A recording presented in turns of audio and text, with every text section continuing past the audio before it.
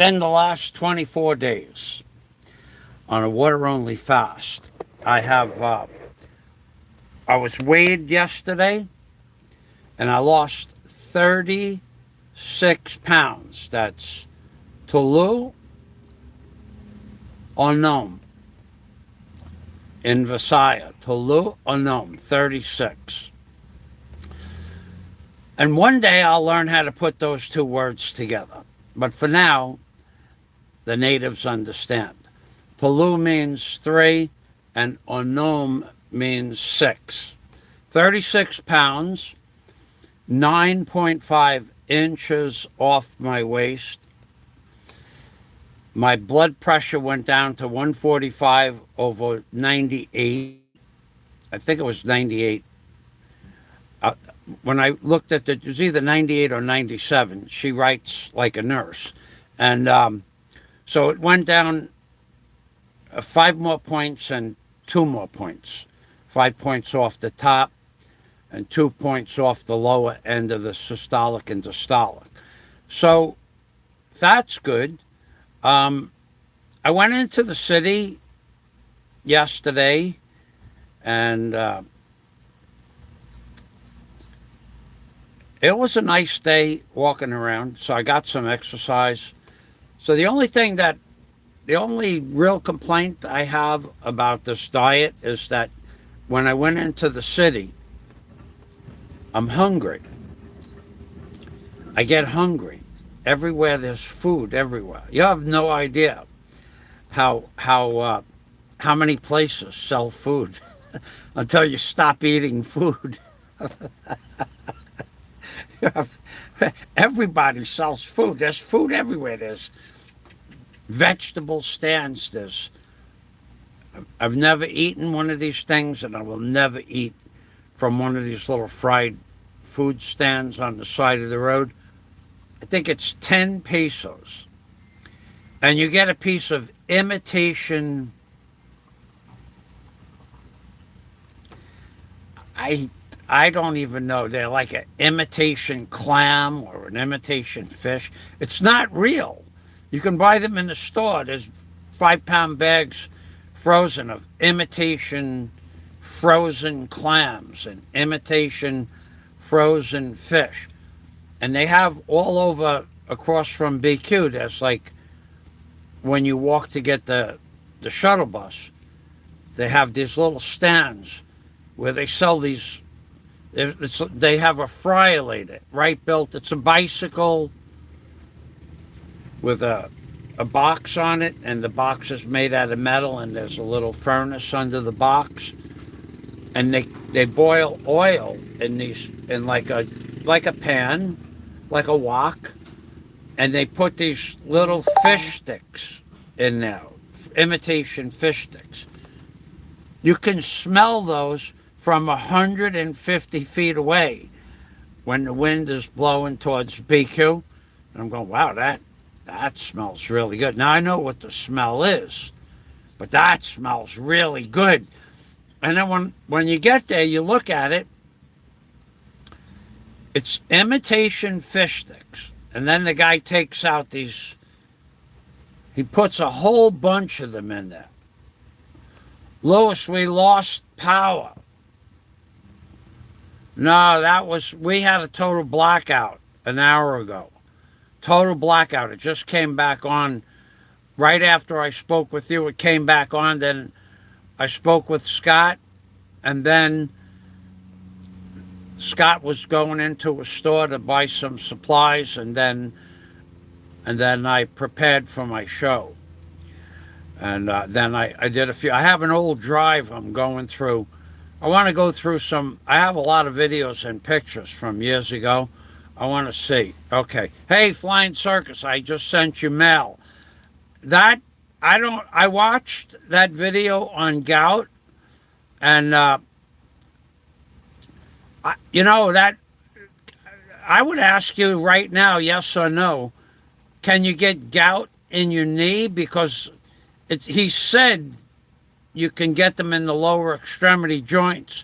I didn't watch the last 10 minutes of it.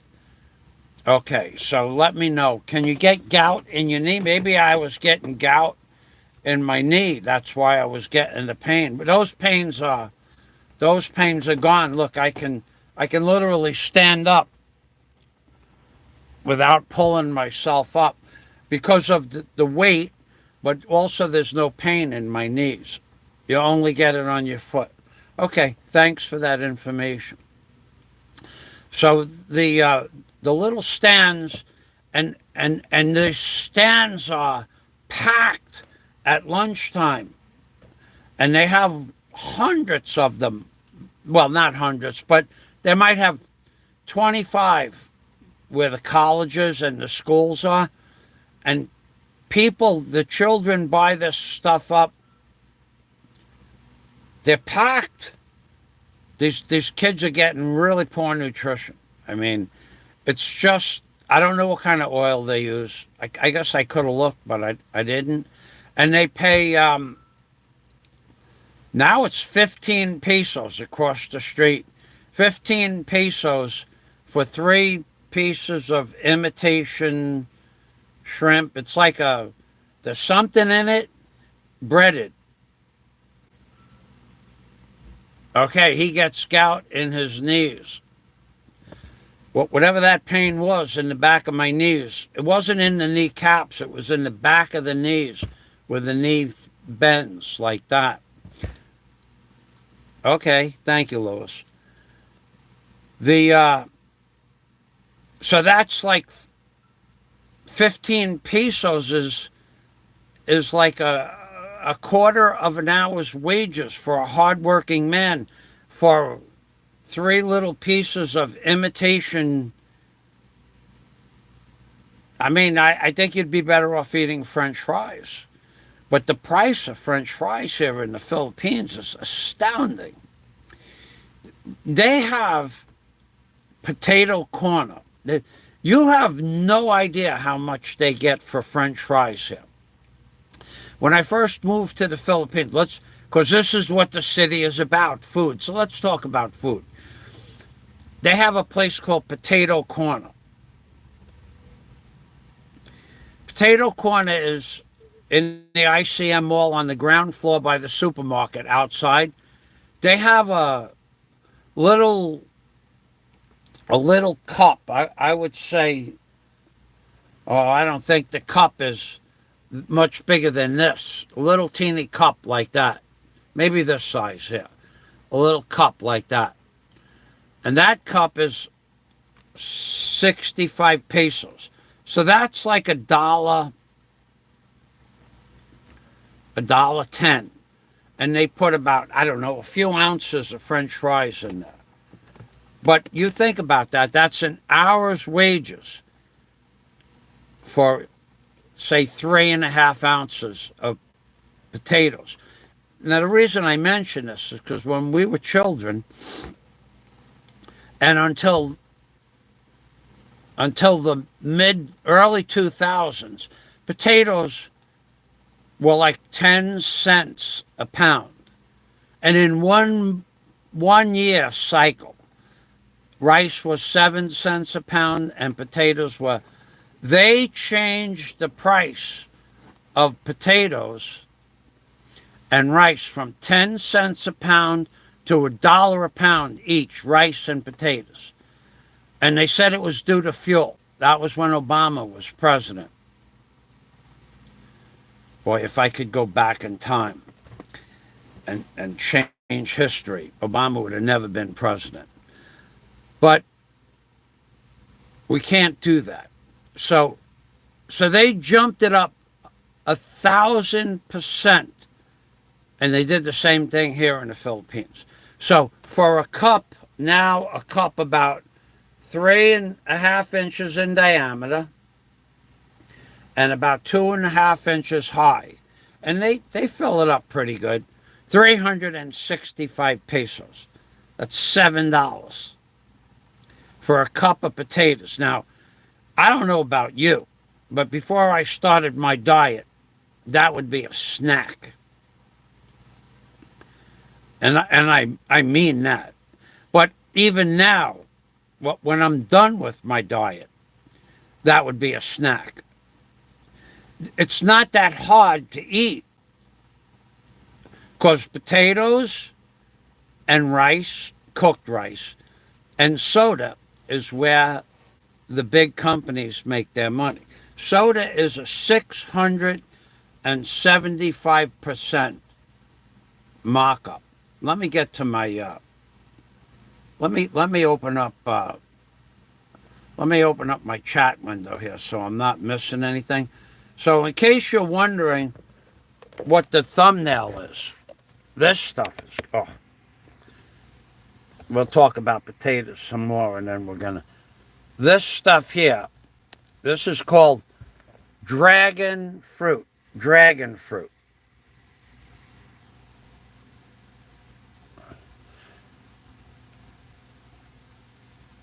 And the first time I ever saw this was Vietnam. I thought it was wax.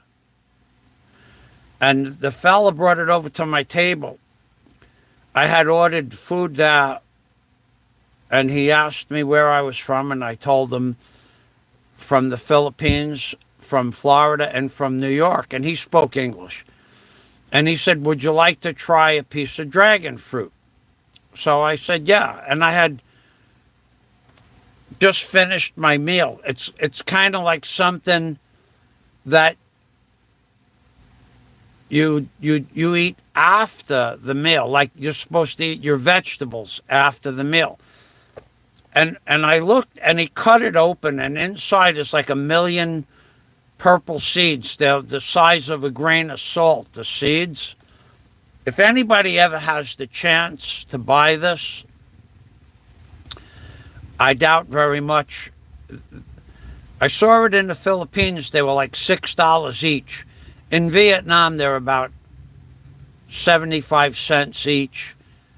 Depends on the size of them and where you go. But so this fella cuts this open, and it's purple and red inside. And inside is like a million little seeds. And I'm going to myself, oh man, I got to wonder what this tastes like. It was delicious. It cut all the coating off your tongue. It like cleaned, like it was almost like brushing your tongue with a cleanser. It wasn't acidy at all, but it made your tongue and the inside of your mouth feel refreshing. It was cold out of the refrigerator. It was delicious. If anybody ever gets a chance to eat dragon fruit, I would suggest you try it at least once. So I'm going to go to the comments now. And so the price of potatoes... 7 reasons Venti is this summer's hottest product. Number 1. The price of potatoes went up from 10 cents a pound to... and the price of potatoes was 10 cents a pound since I was a child. So and the price of rice was 7 cents a pound when I got to Florida. But I didn't eat rice at the time. I ate rice about once every 2 weeks. My mom, after the spaghetti day, Sunday was spaghetti day. On Monday, we did not have leftover spaghetti because she only made about 1.5 pounds or 2 pounds. That went on Sunday. But on Monday, she made a meal with rice, and she would just take the sauce from the night before, and she'd make up a couple of pounds. My father hated rice. He says, "I don't eat that." He never ate white rice. He would, if he had to, he would, but with Chinese food. But on Monday, we got rice with tomato sauce. That's what's on the table. You hungry? Eat. You're not hungry? Don't eat. So on Monday, we had rice because it was a good filling meal, and it saved on the grocery bills. So, and then every day she cooked a different meal for like 2 weeks, and then she'd go back. But on Sunday was spaghetti day. So going back to the cost of potatoes, in 2001 or 2002, I had just bought my house in Florida Keys. The price went from like 10 cents a pound to $1 a pound, literally in just one day. And they did that across the board, across America. And when Obama became president, 2004, because he jumped fuel. Remember, it was $1.79 a gallon, but you could buy it in Georgia for 89 cents a gallon for diesel fuel. And Obama jumped it up to $4.50 a gallon. And then in Georgia, it even went up to like $2.39. So they did what they did to America, and we paid the price. I remember that was crazy. The price of fuel went up double and triple all over America in just one day. And they had a reason for this. These criminals, they had a reason for this. The reason was because there were diesel cars that used diesel fuel, and they couldn't figure out how much diesel fuel was going into the diesel cars, as opposed to how much diesel fuel was being used for commercial ocean crossing ships, barges, commercial tugboats, cranes, farm equipment. So what they did is they said, well, we're just going to average it out. We're going to say that diesel cars use as much diesel fuel as commercial vessels, tugboats, ships. And they took the price of diesel from like at 89 cents to $2.39 in Georgia, because that's where I used to stop for fuel. And then I'd fill up a 150-gallon tank there.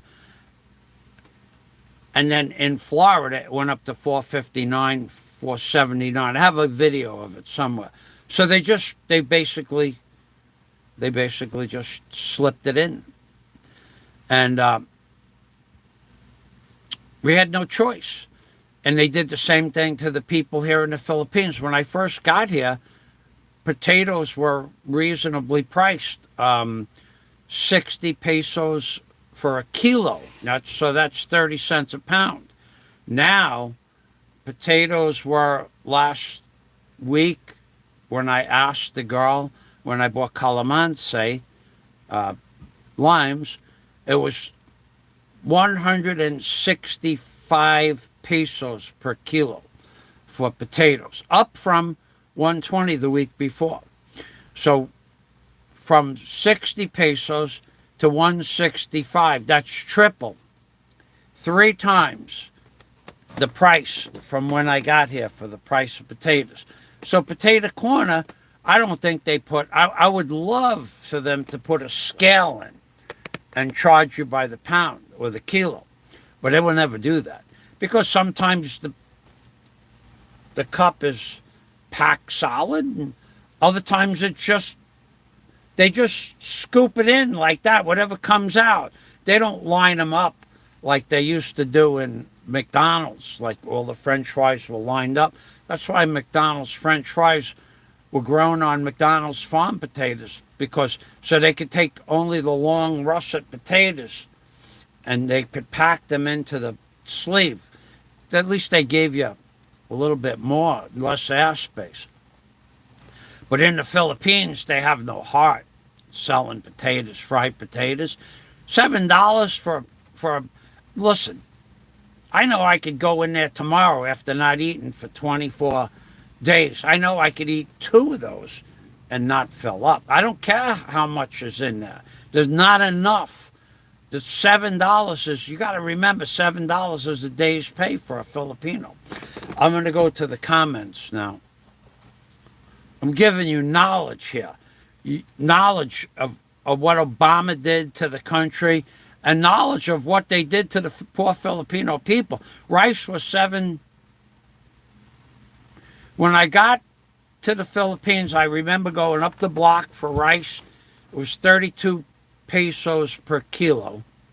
But but the peso to the dollar value, it was only 45 pesos to the dollar. So you were paying 85 cents a kilo for rice. But now rice is $1 a kilo. It didn't go up that much. $1.10 per kilo. It didn't go up that much, but it went up 20%. For a Filipino that works on a steady income for how many years? 20%. I could give you an example of something else that went up last week. I forgot what. Oranges. I went to the hospital that does my work, and oranges were 8 oranges for 100 pesos a few months ago, and now it's 6. That was 8 big oranges. Now it's 6 small oranges, not much bigger than that. 6 small oranges. They're not even as big as a Tangelo. And now they're 100 pesos for 6. So they're 16 and a half pesos per orange, down from 12 pesos. What is that? That's 20% increase in just a few weeks. I mean, I still buy 3 bags for the room, no matter the price, but that's not the point. When I said to the lady, that's, for those of you who don't know this word, mahal, like the Taj Mahal. Maybe that's where they got the word from. Mahal means expensive, overpriced, big. Mahal. Mahal means big. I said, mahal, very mahal. Makayo mahal. Yes, sir. So I said to the lady, will you do 3 bags for $2.70? She said, yes, sir. She knew right away. It was good for her. It was good for me. So, and that's the same lady I've been buying oranges from for like 5 years. So the prices are going crazy here. But for 1 bag, it was 100. She was not, and I don't blame her. She's not making anything on 1 bag. But if she sells 3, and not only did she give me 3 bags, but she went into the box that was on the floor and gave me 3 bags that were delivered that day. She's a very nice lady. And I've been buying 3 bags of oranges from her every couple of weeks for 5 years. I'll videotape that. Lewis says, I used to get it in my big toe. I mean, flying circus. Gout in the big toe. Okay, now here's an interesting comment. India still has a ban on rice export. Started in July. Boy, I wish I didn't throw those rocks out.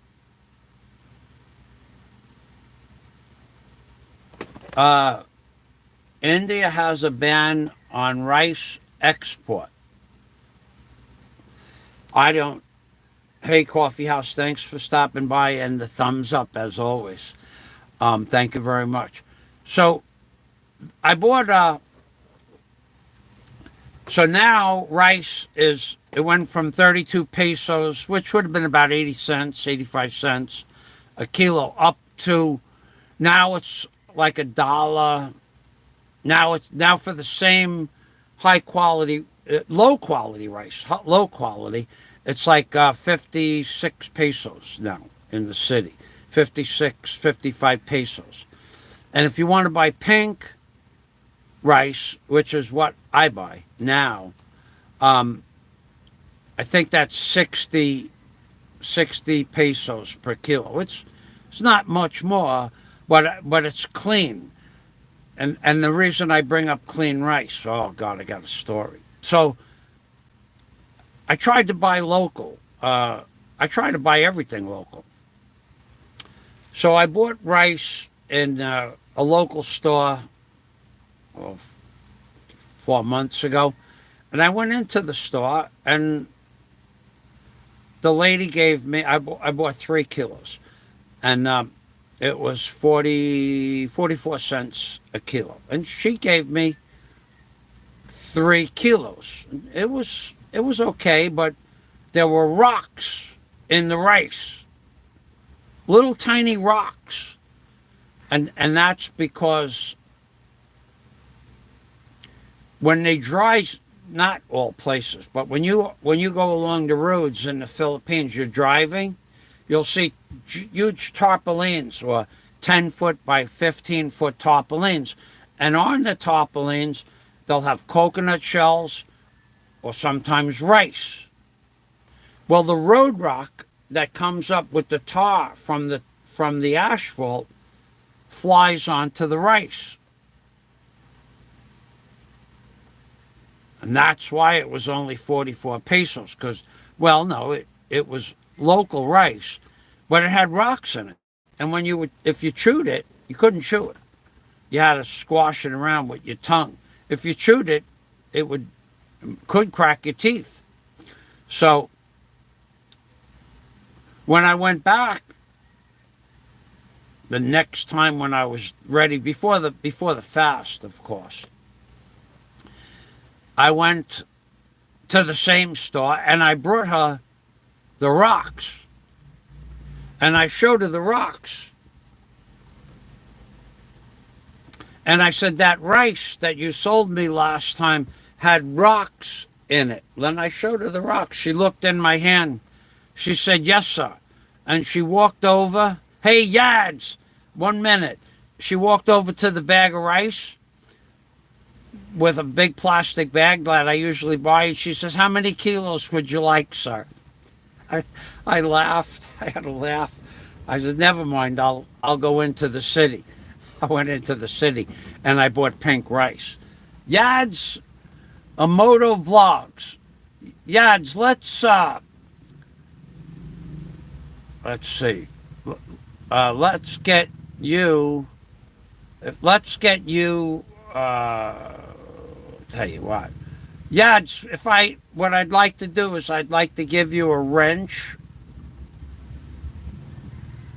and then this, and I would ask you if you would do me a favor and put up your link to your page, because anybody out there that wants to watch a real Filipina blogger, YADZ Amodia, YADZ Amodia is a real Philippines woman that does real Philippines blogs. And she speaks, of course, both languages.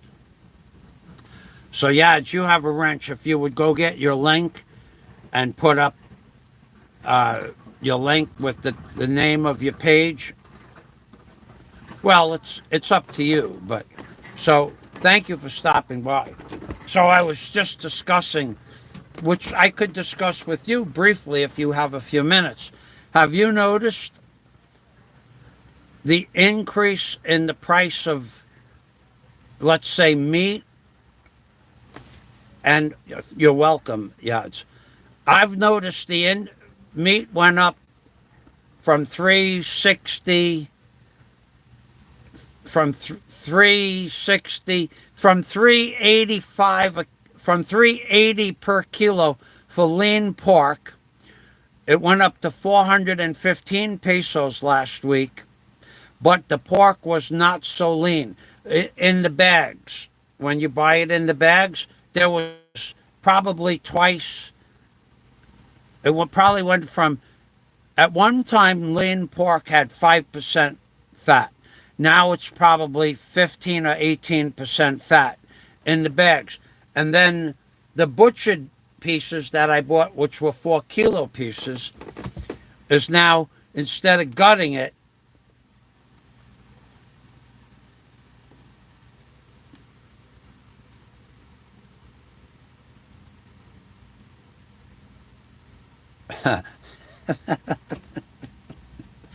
instead of taking all the fat from the inside of the big chunk of pork, they don't trim it anymore inside. They leave the whole pork belly. Yes, all prices have gone up. So It's amazing the prices, how they've gone up, Yads. So what blogs do you have? May I ask what blogs you have planned this week? And you do know that Mick Fisher and Nico are going to try to get to the Philippines at the same time and come to Bohol. And you guys triangulate with one another. Is it possible for everybody to get together at once? You could throw that at them to try to get them. Mick Fisher and Nico both said October was their goal to get here in October. But what posts? Please post some stuff from your channel. It would be possible. That would be great. Yeah, it's possible for me too. In fact, who knows? By that time, October, we're talking September, October, that's 30 days plus 10, at least 40, plus 24. That would be 65 or 70 days into my fast. I might be done with the 100-pound weight loss by then. I don't know.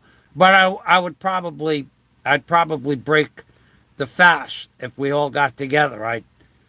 I'm craving for a hamburger. I really want a hamburger. I want a hamburger so bad. I want a hamburger. I want a hamburger so bad. Okay, Yads has been busy with work and studies. Well, I'm going to put your channel link up then. If you're not going to do it, I'll just give me. Yads is a blogger in the Philippines that has a lot more to say about the Philippines. Has a lot more knowledge. She's Filipino. Okay, why can't I get that? YADZ Amodia. Let's go here. Report. No, can't do that. I can't get to your channel. Oh, wait a second. Let's try this. Nope. Why can't I get to your channel? I can't even get to your channel. Go to channel. Okay. All right. I'm gonna show you YADZ's channel. So this is the lovely YADZ Amodia, her channel. YADZ, I've never watched an EeTee Travel Freely. I don't watch a lot of. I watch a few shows. And then I listen to a lot of Alan Watts on meditation and Zen Buddhism and Hatha Yoga and things like that.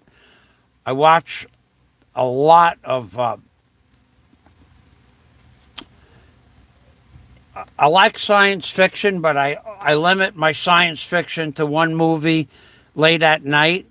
And I watch a lot of other technology stuff that I will never get involved with, but I'm really interested in.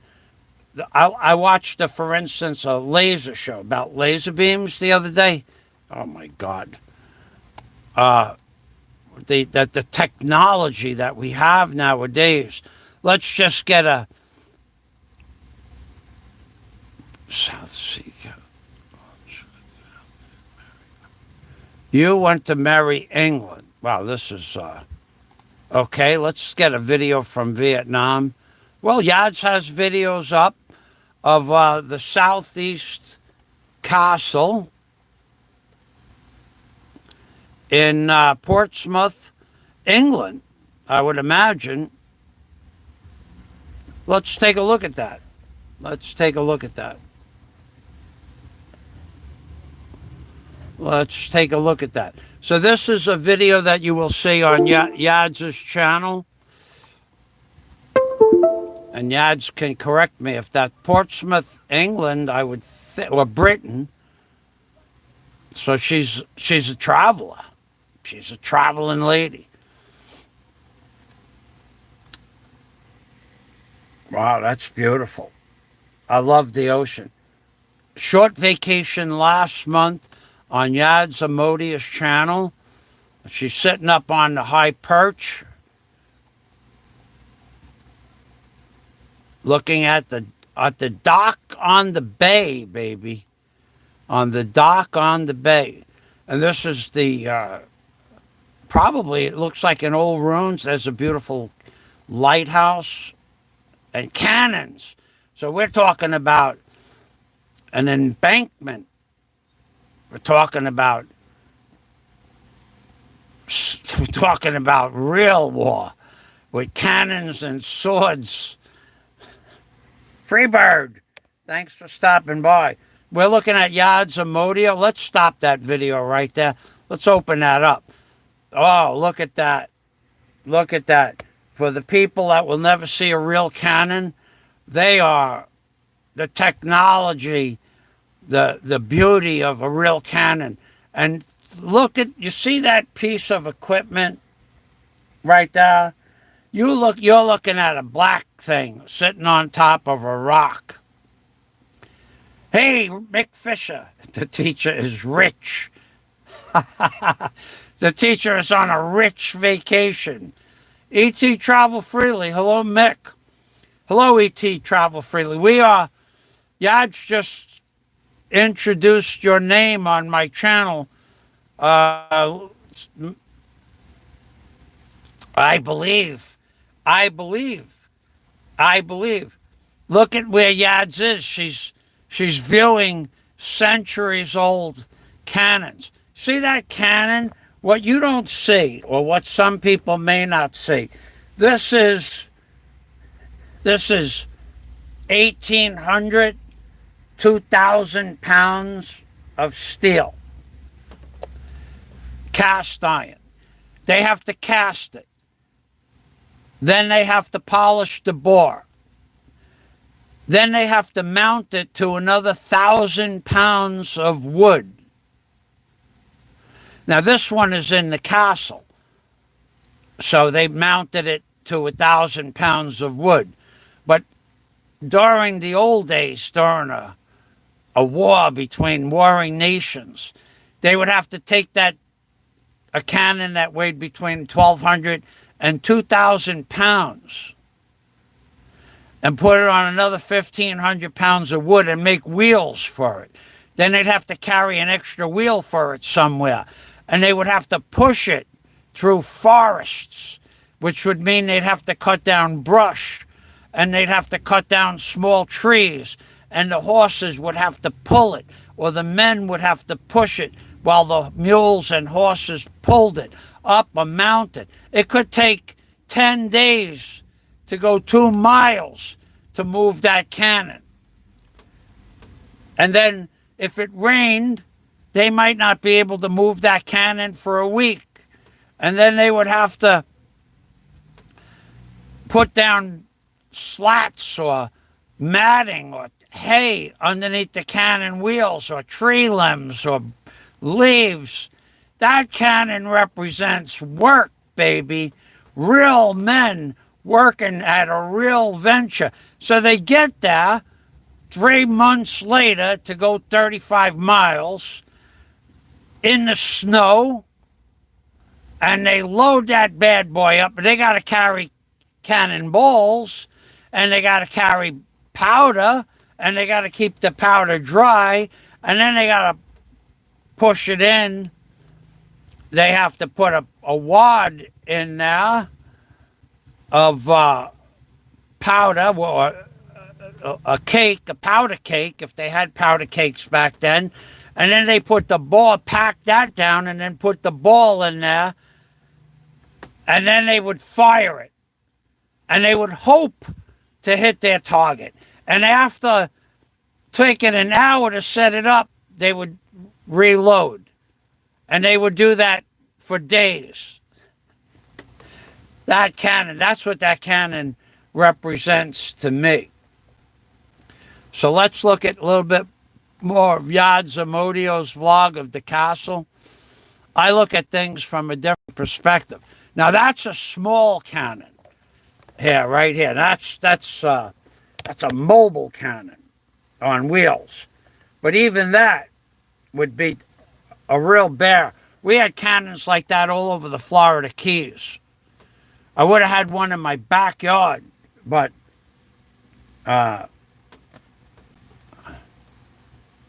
it's against the law. I actually found out that there was a place out in the ocean where there were cannons buried under the sand, and we were looking for gold with snorkeling and sometimes with tanks. I was playing Mel Fisher for the day. I did that for like maybe 8 or 10 days. And I said, dude, man, we've been here for like 8 or 10 days on the same wreck. You didn't find anything. Yeah, but back in 1995, I found that ring I showed you. It was a little gold ring. You could buy it for like $40 in the store. And I said, Bill, not for nothing, man. I'm not going to do this anymore. Because Bill was retired and I had lots of time, but there was a cannon about that size. So Bill had showed me where the cannon was. I said, tell you what, Bill, I'm going to take that cannon home with me. He goes, you can't do that. I said, why? He goes, because if they find it in your yard, you'll get arrested. You're not allowed to take the cannon off the dive site, even though it was buried under like 2 feet of sand. And he said, besides, how would you get it? Well, I'll get it. I had airbags, and I would have lowered ropes, 4 ropes to I had an Anna Capri center console. I would have lowered 4 ropes from four cleats off the boat, and I would have put come-alongs on all 4 of them and just sucked it up, and hung it to the bottom of the boat. And then when I got it home, I would release it in my boat slip, and I would pick it up with the backhoe. And he goes, but you can't. He says, if someone reports you, you'll get arrested. I said, for what? He goes, well, you'll have to prove where you got it. You'll have to prove ownership, authorization, authentication. You know what, Bill? We're done treasure hunting. Thanks for the experience. And that was it. Back to the story of the YADZ Amodia in the Philippines. So YADZ, let me go back to the. I didn't get your channel name. Okay, I get carried away with work here. So let's get YADZ Amodia, YADZ Amodia vlogs. And we'll copy this. This is how I do this to make it YADZ if you ever wanted to do something like that. I copy the name and I put it up here. So you don't have to go back and forth from page to page.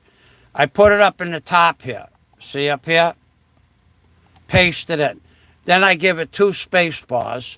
Then I cut the link. Then I go back up to the space bar up on top. And I put the link next to it. This is how you copy somebody, page, and link. Then you copy the whole thing. You highlight the whole, both the name and the link. And the reason why you give it 2 or 3 space bars is it'll break.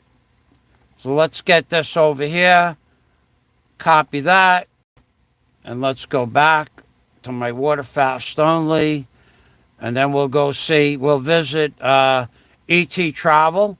See, that's how I got the break now. See the break? It broke with the link. It didn't stick together. You give it 3 space bars here. YADZ Amodia's vlogs, YADZ Amodia blogs. And we'll give that 3 shots. Like when you're having tequila, you never just drink 1, you have 3. Always have 3. And let's go to the video details here of the, and let's put this in here. We'll give you a place in here on my video. And that will be in my description box when I load the video. All right, we'll save that. Let's go back to the Let's go back to the page. Now, Freebird is in the house. Thanks for stopping by, Freebird. Freebird, how come no more cat videos? Everybody loves cats. Come on, man. Get some cat videos going. Flushed emoji. I have no idea who this guy is, but this live stream is fun. I have a good time, flushed emoji. I try to have a good. You know what, flushed emoji? What you don't know is that today is day 24.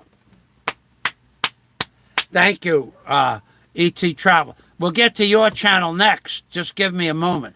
I'm on day 24 of zero bingo food. I am on a mental high from no food. Nothing. Zero. Not. On day 4, I had 2 calamansi skins. That's the last thing I ate 20 days ago. So I'm on a different website where the owner of the website, of tens of thousands of people, came to my vlog and wrote me a whole story. And I don't even know who he was. I just looked at the site and I said, this would be a good site to post on. And when now he's the owner of the site, 10,000 people on the site. And I post my pictures of the before and after. And this is true story now because I have it on the site. One day I'll show it to you. And he writes me, great job. And he noticed my pictures. So I write him back, yes, I think I'm doing quite well. And if you haven't tried this diet, the snake diet, I suggest you try it because it's working for me. And then at the end, I started to write out his name, and the site gave me an option for a name. So I took that name that the option was.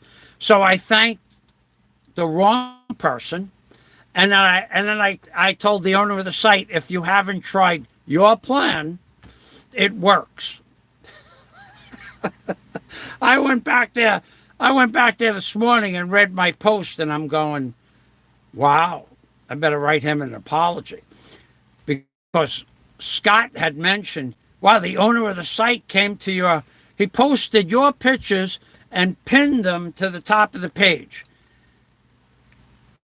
Now, I told Scott, well, the reason for that is not only did the guy realize that I was fat, and not only did the guy realize I was old, but he realized that this guy is not only is he fat, he's old, and he's ugly. He figured he'd give me an attaboy. And Scott and I were laughing big time at that. So I went back there and corrected all my mistakes. So my son lost 40 pounds. Yeah, it works. How many days, Freebird, was your son on the diet? I have lost 36 in 24 days. Mick Fisher, oh, we got to get a ding, ding, ding for the Mick Fisher. Ding, ding, ding. Ding, ding, ding. So I'm on I feel really good. I feel more energetic today than I felt in many. Every day I get more energetic. Every day your body. In fact, I feel so good today. I'm thinking about having a bowel movement. Now I don't know if that's going to happen. It's been 4 days now. Today is Wednesday, Saturday, Sunday, Monday, Tuesday. 4 days. I just want to share that with you. It's been 4 days since I had a bowel movement. And the reason I want to share that with you is because when you don't eat. You only get one every 3, 4, 5, 6 days. And what when you do have a bowel movement, what it looks like is, let's try to describe it. It looks like, let's say, chocolate worms. Chocolate worms. Very, very small, thin, like that.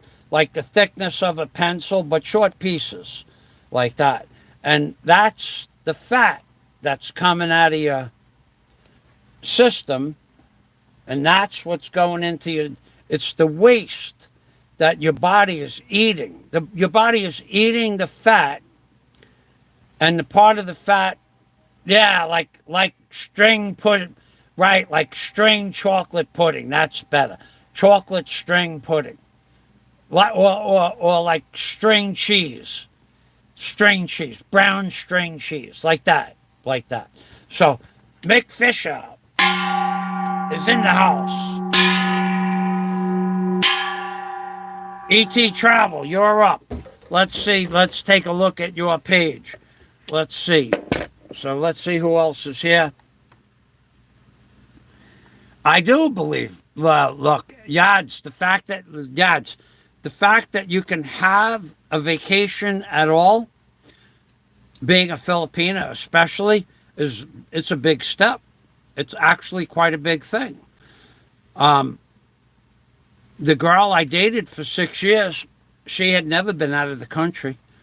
When I had met her, she was only on a plane once in her whole life, and she was 22. And then she would fly back every year to her parents, so she got more of that. Recently, I saw her last. She came on April 25th and then left May 7th. So she flew in again from Mindanao, and so, but this time was a real vacation I gave her, and her and her sister and the baby. We did tourist stuff.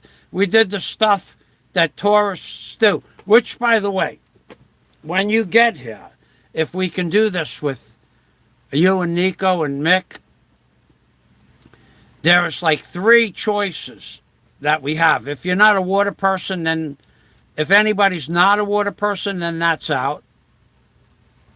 The work, it doesn't matter how you got there. The work. YADZ is trying to play this I'm a rich Filipina thing down, but that's not going to happen, YADZ. The cat is out of the bag. Everybody knows you're a rich Filipino. Not now they do, because now that you've been exposed, Mick Fisher. Jack Thompson. Hey, Jack. Jack is in the house. Thanks for stopping by, Jack. Thank you very much. I haven't seen you in a while. You missed a couple of good shows. Right, Freebird. Yeah, the Historic Monument Act. Yeah, he was really serious about that. I said, well, what if I put a cover over it? He goes, Mike, you can't. Alpha Male, EeTee Travel Freely says, sounds better. I like it. So yeah, that's I'm really feeling good about this diet thing.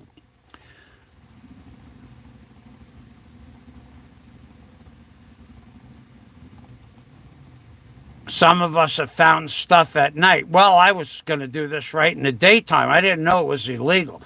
We're going back into 2001 at this time.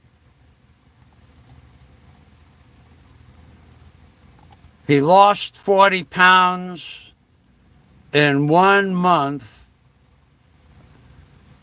30 days, 1 month. Yeah, that's about right. On the 30-day mark, I'll be right at about 40, 42 pounds. Yeah. Oh, yeah. I'll stand up and pull my shirt back. Not off. We're not ready for that yet. You're not ready for that yet. But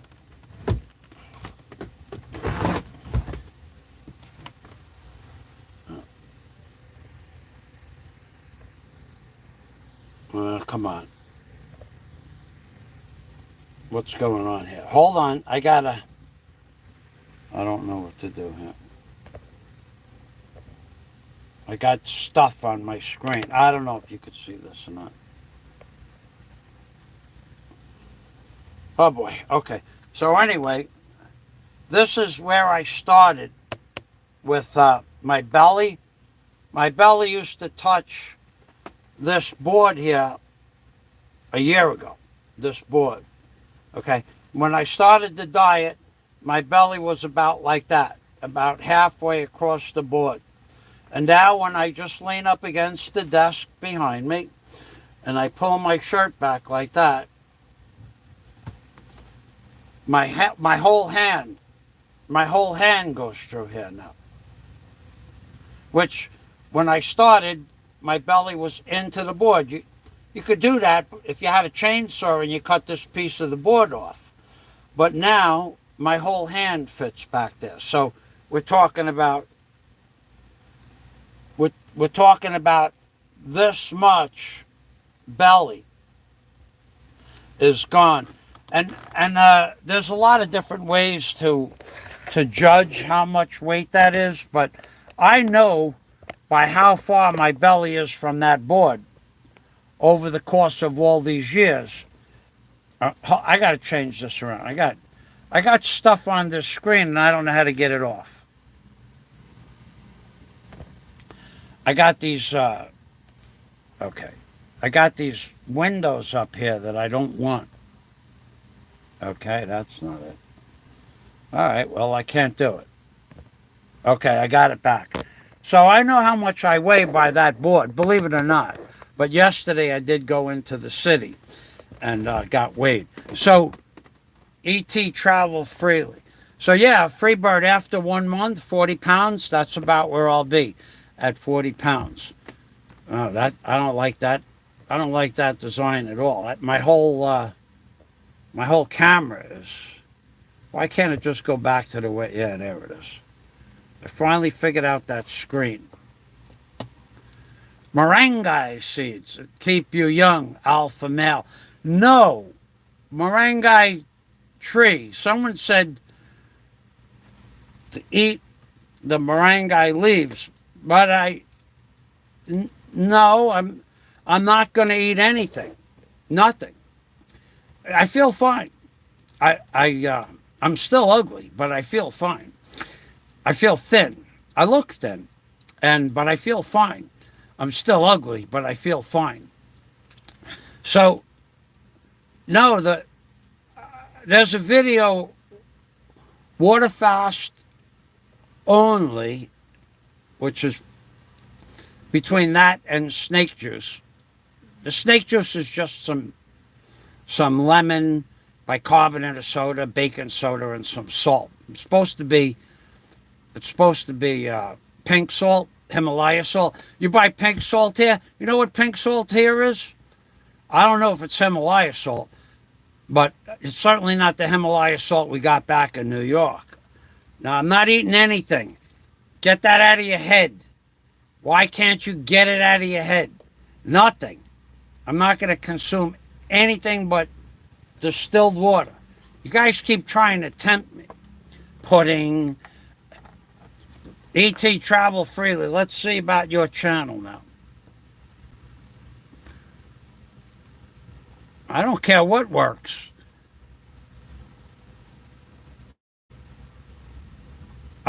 Pudding. Flying circuses being a... Oh, God. Okay. All right. Now I understand pudding. Yeah, put the pudding where the sun don't shine, baby. Yeah. So, okay, so there's this fella, EeTee Travel. Let's go over here. Go to channel. Okay, so we have first this is what I'm eating. Pure water. So there's a water fast only before I do EeTee Travel further. Water fast only, 100 days, no problem. They don't even care for the first 40 days. As long as you had blood work done, under doctor supervision from the beginning, stop back in on day 40 for another test, and then they monitor you between 40 and 60 days, 60 and 80 days, and 80 and 100 days. But 100 days on water only? One guy lost 285 pounds in 100 days.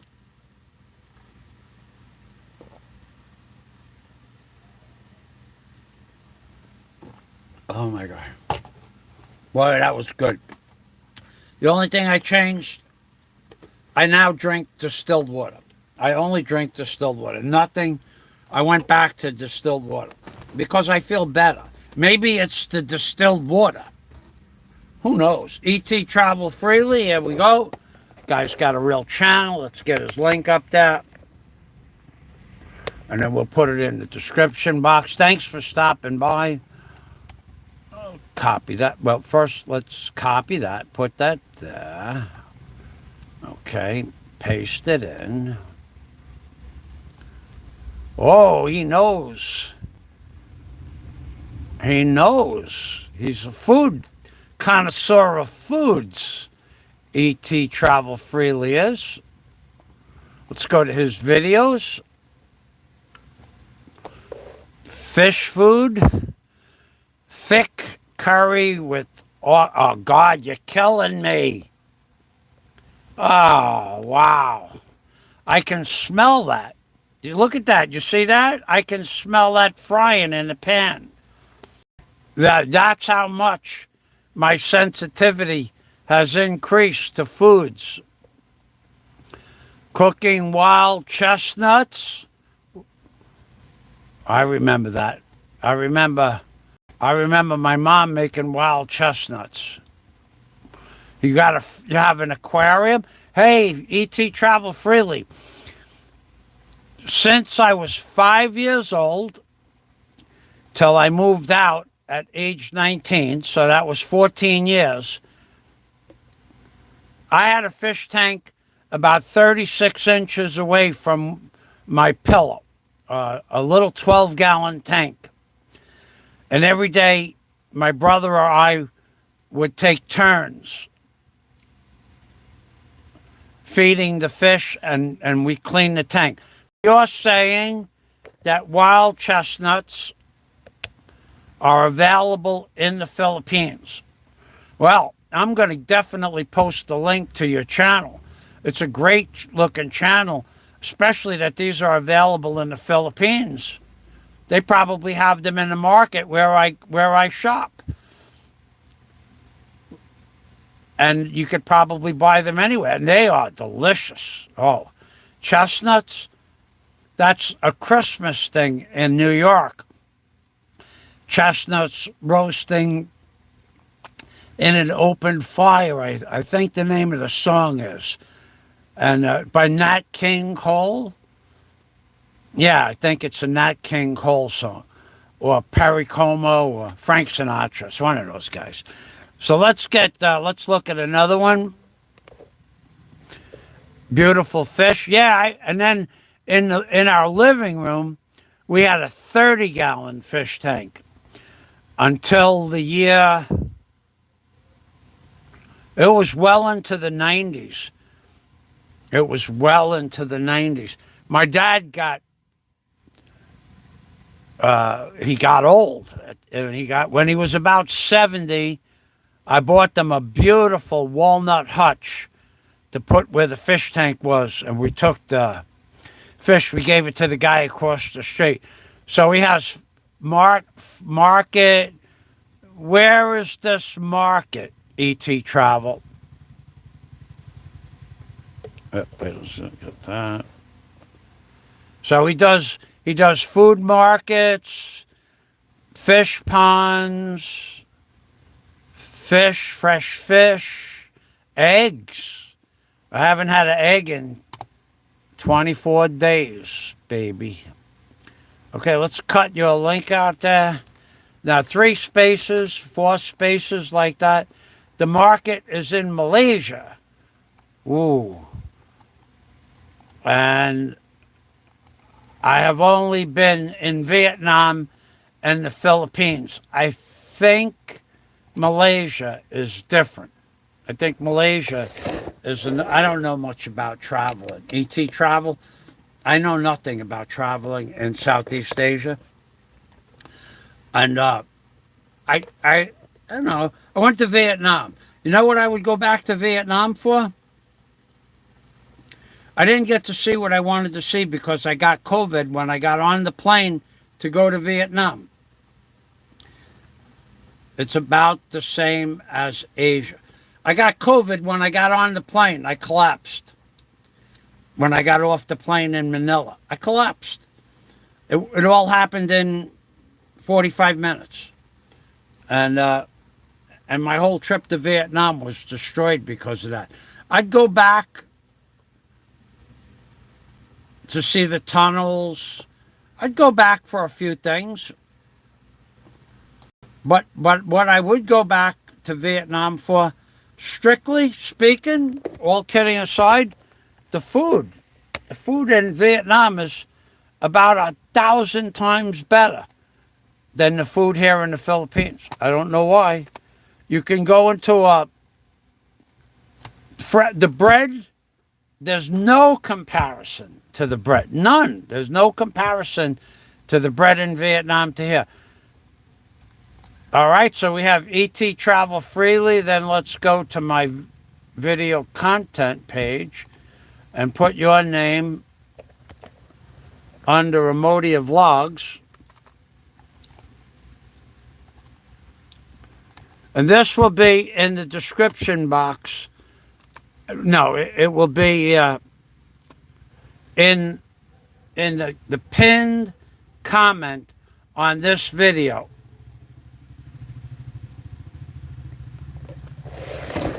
Yeah, well, if what I saw, if there's a bigger difference to Vietnam, I was eating raw vegetables there. They made these little sandwiches for 25,000 dong. D-O-N-G is their monetary currency there. You're welcome, EeTee Travel. And they were 25,000 dong. I think that comes out to about $1. And what I would do is I would buy 4 of those in the morning. And I bought them from the same fellow. And because if I bought them from the same fellow, the next day I went back, he gave me 4 sandwiches instead of charging me 100,000 dong. He gave them to me for 75,000 without asking. There's people in Vietnam, the dragon fruit here that you see, when I had my meal, and first time I had a meal in this restaurant, not far from the airport, this dragon fruit, the fella asked me after I was done with my meal, would I like a dragon fruit? I said, yeah, I'll try that. And my meal was, I think, 75,000 dong without the dragon fruit, which would have been about $3. And then when I put 200,000 dong on the table, they come in 100,000 dong bills, 500,000 dong, and million dong bills. You can get a million. You can have 1,000,000 dong in your hand. That's impressive. Going home and telling somebody I had 1,000,000 dong. I had 1,000,000 dong in my hand yesterday. 1,000,000 dong.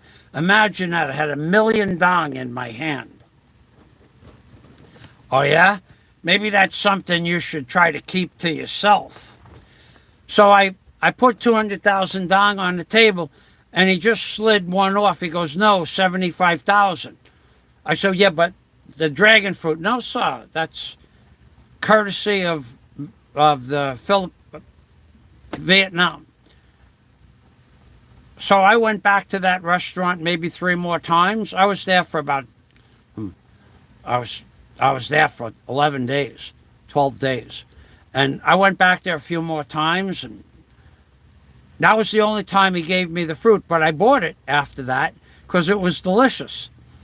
But that was really nice. The people there, upon meeting them, they try to give you something as an incentive to come back. And the lady who I bought, oh, these sandwiches, they were ham and egg and cheese on these little bread, The bread in Vietnam is 10,000 times better than the bread in the Philippines. They don't even have bread in the Philippines. They have something that looks like bread. And if on the day it's baked, it sometimes smells like bread. It's not bread. Let's go back to but Vietnam had these, and when you buy these sandwiches, they put a basket of leaves in a basket, a wicker basket, Nico. A wicker basket with a wax paper in the basket, and it's just a basket of leaves. Like it's salad, but it's the big leaves like that. And you don't cut it up. And they have a little dish they give you with sauce in it. And the leaves without the sauce, so good. I don't know what kind of leaves they were. I felt like a goat. And they would look at me because I said, "This, you eat this?" "Yes, sir." I didn't know. I didn't know what it was. I didn't know if it was. I don't know how to eat it. I guess you're supposed to eat it, but I thought maybe there was something else coming that you eat the leaves on like a sandwich or a hero, because in that store I bought a different kind of. I bought soup. That's what it was. In that store I bought soup, and the leaves go in the soup. I remember now. It was a long time ago, a year ago. Yeah, the leaves go in the soup. You can put them in the soup. So, and I said, "Can you eat this?" He goes, "Yeah, but in the soup." I put them in the soup, but I ate them fresh. Let me see what these taste like. They were almost sweet. It was delicious. The food there was, God, I'm hungry.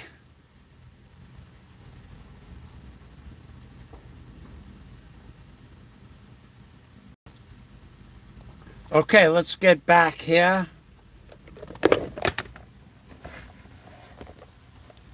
Bamboo, handmade baskets, environmentally friendly. Okay, so, yeah, wicker. Okay, not wicker. You're probably right. It was a year ago, and I had COVID the whole time I was there. They even let me go when I was sick. Thank you very much, EeTee Travel.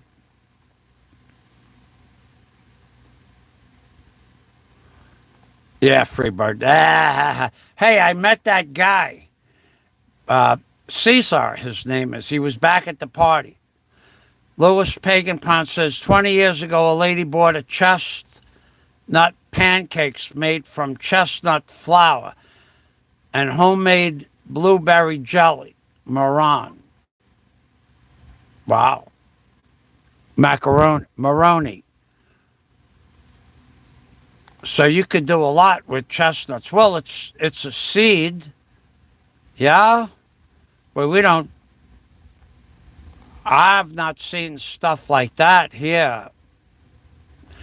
EeTee Travel says dragon fruit comes in two colors, red and white flesh. You're right about that, because I bought one on the street and it was white flesh.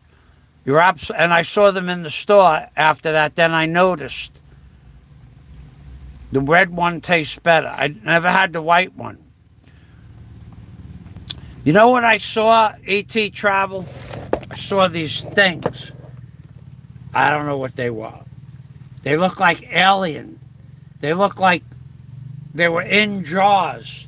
The jars were 2 feet high, like 2 feet high.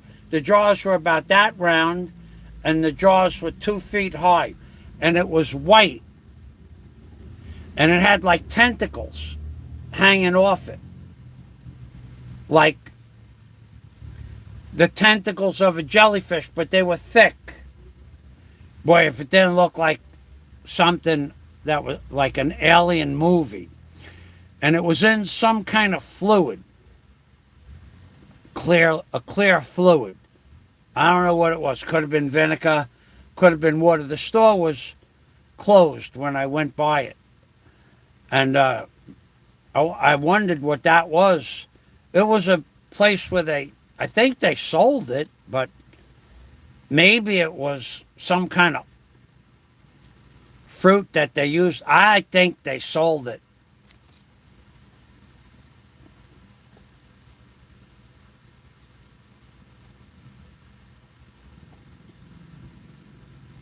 Bruiser, you're the most worthless piece of shit on YouTube. Every comment from Bruiser is stupid, sarcastic, or ignorant. Every one. He spends 1,000 to 2,000 comments a month saying stupid shit on everybody's channel every day for going on 5 or 6 years.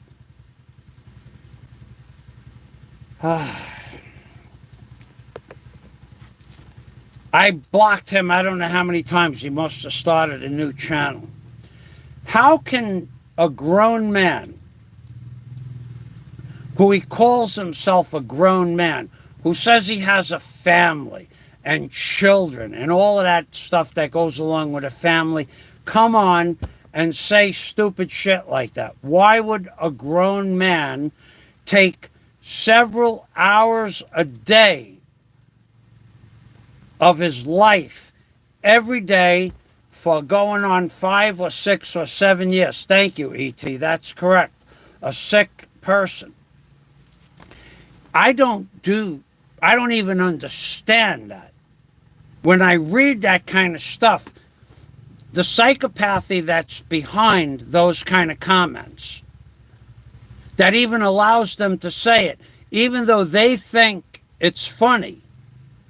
Every day, Bruiser makes 100 comments a day on all the channels of the Philippines. Every comment completely worthless. You know that I've gone for many months at a time. I don't even read them anymore. It doesn't matter. I don't think I've ever read a comment from him that makes any sense. So my question is, let's get off the topic of food for a minute. The psychopathy and psychology behind people that make comments like that. Do they know that it's an effort in futility? Has he nothing else to do in his life? I don't know if he has a channel because I don't care. I could have looked, but I don't care because I don't care about Bruiser. I despise people that spend that much time of their life making stupid comments. I look at them as subhuman. I'm not kidding about that, because every comment is negative. Every comment is sarcastic. Every comment is degrading. Every comment is putting his so-called wife down. Every comment is how much he drinks. Every comment is he doesn't drink anymore or any less. That's probably been written 1,000 times. Bruiser, you're a total loser. Bruiser. I'll make up. Look, I'm ready for a song. Bruiser gave me insight. Bruiser is a loser because he posts garbage everywhere. Bruiser, when will you learn that no one cares? You are the biggest troll on YouTube, and no one really likes that. But you don't even post something intelligent once in a while. You're a moron. You're a waste of human genome. You're a loser. Bruiser. What do you do that for? I mean, if you were to be interviewed by, if a psychologist, I don't know what a psychologist would say about your mentality. You're totally worthless. You're not even funny. I don't even read your comments. I read it because you were on my page.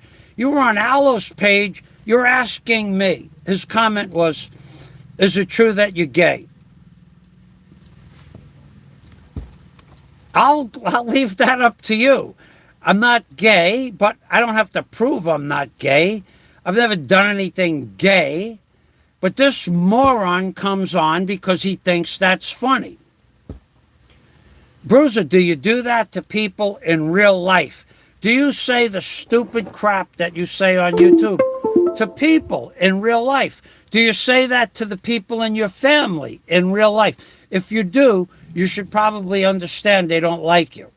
They might tolerate you for a paycheck, and that's it. People like you are tolerated for what you can give, not for what you, in terms of money. Hey, I got a $5 Bruiser is a loser song, dono. This is sick. This is absolutely sickness. So let's go to the comments. Alan Sturba is back. You've been all over the internet. I see. Thanks for stopping back. He's bouncing around from place to place, and now he's back on the Alpha Male channel. Michael, I enjoyed your Fiesta videos of hey, Nanai's picture is done. And I went into the city yesterday, and I went to the studio, and I picked out a frame because I didn't do it the first day. So it's going to take another few days for them to frame it. So, but Nanai's picture is done with the donos from my subscribers, and it came out beautiful. It's a 12-inch, full 12 inches by 18 inches, well, 11 and a half by 17 and a half. And the frame is like 25 by 14, like that. So the picture is, for my subscribers and donators, the picture is done. I looked at it, beautiful. I mean, it's as beautiful as that megapixel could come out. It was something I paid for last year. I gave them the money to make a portrait last year on Nanai's birthday, January 8th, 28th. And I gave them the money for a portrait. They said, you should make a portrait. I said, tell you what, I won't tell you which one of them I gave. The one who has the most money in her entire family. I gave the money to her. And she never had the portrait made. So, the portrait is being made. So I took out, we collected a total of 6,000. That was Nanai's end of the donations. I'll sing a song in a minute, Freebird. I got a cat song coming up. I just don't know where it is. So I took out 1,000 pesos, figured that would cover a picture and a frame, but it didn't. So I took the extra, well, it's 800 for the picture. I paid for that up front. You got to pay for it up front here. They don't do anything over the phone, and they don't do anything. And Aldea Photo doesn't take credit cards. Imagine that. Now, I could have looked around for another Photoshop because I'm not real happy with their prices at all. But it's convenient. It's just a half a block away from the BQ Mall. The next Photoshop would be someplace in between Tagbilaran City and ICM Mall. There's a photo studio. I don't know what it would cost there, but then I would have to get off the jeepney, go into the studio, talk to. He's a professional photographer, and I only had a 3-megapixel picture, so it really wasn't worth it. But the picture is done. I bought a nice frame. The frames were 750 pesos. Turned out that I had 200 pesos left from the 1,000. That left 550 pesos for me to the frame. And then donations the next day covered about 350. So it covered up to, with just shy of 200 pesos shy of what I had allotted for it. No problem. So it's all being done. Nana will be presented with the plaque. I showed you where it's going in her living room. And it's going to get done. Imagine the family that put all that food out. Let me tell you what Nana put out for the Fiesta. All right, she had a 70-kilo hog, a 65-kilo hog,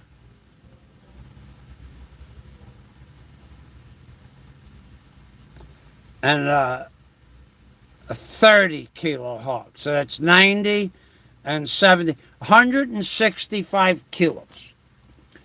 So I think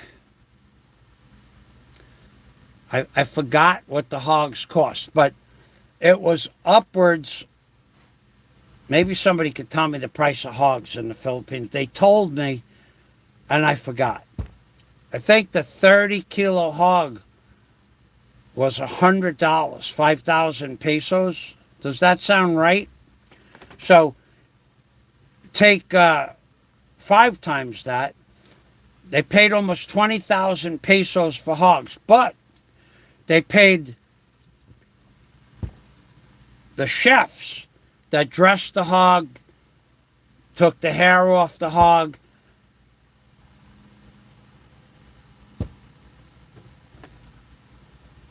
and then they gut the hog, they bleed the hog out, and those 2 chefs, well, they said, well, Dominic, oh God, Dominic, he was drunk.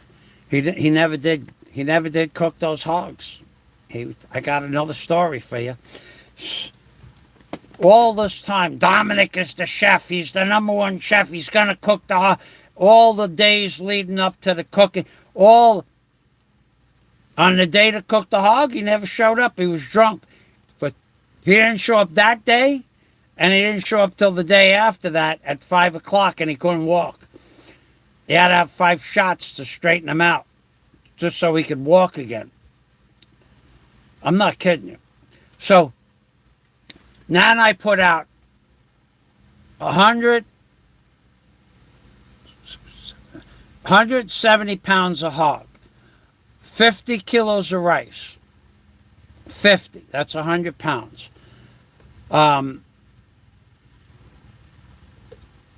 I think Barrio said he buys the liquor. I think they went through 6 times, 72 bottles of rum.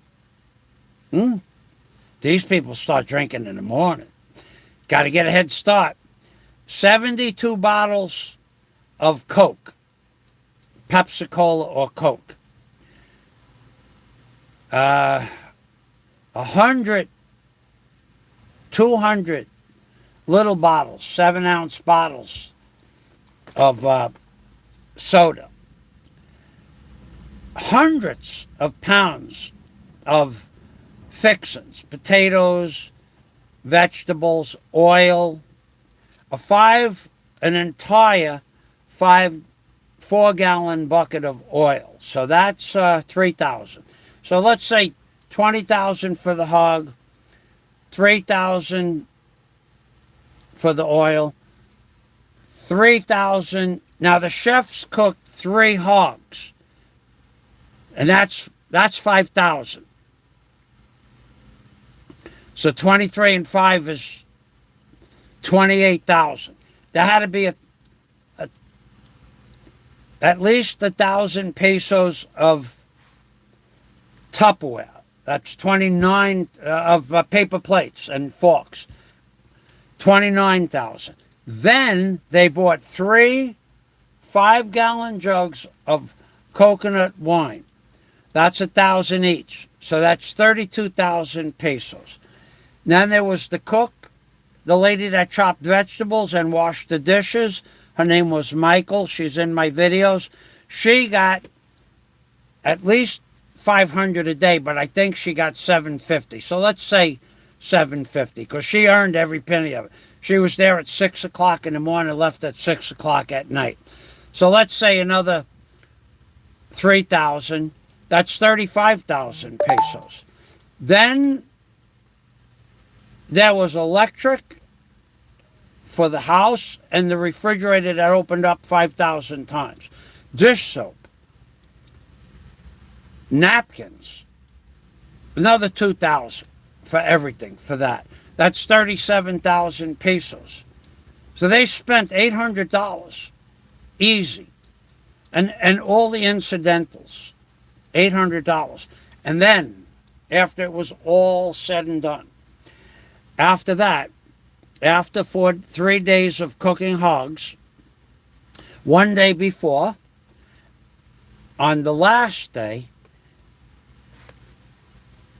no neighbors, just Michael Fazio.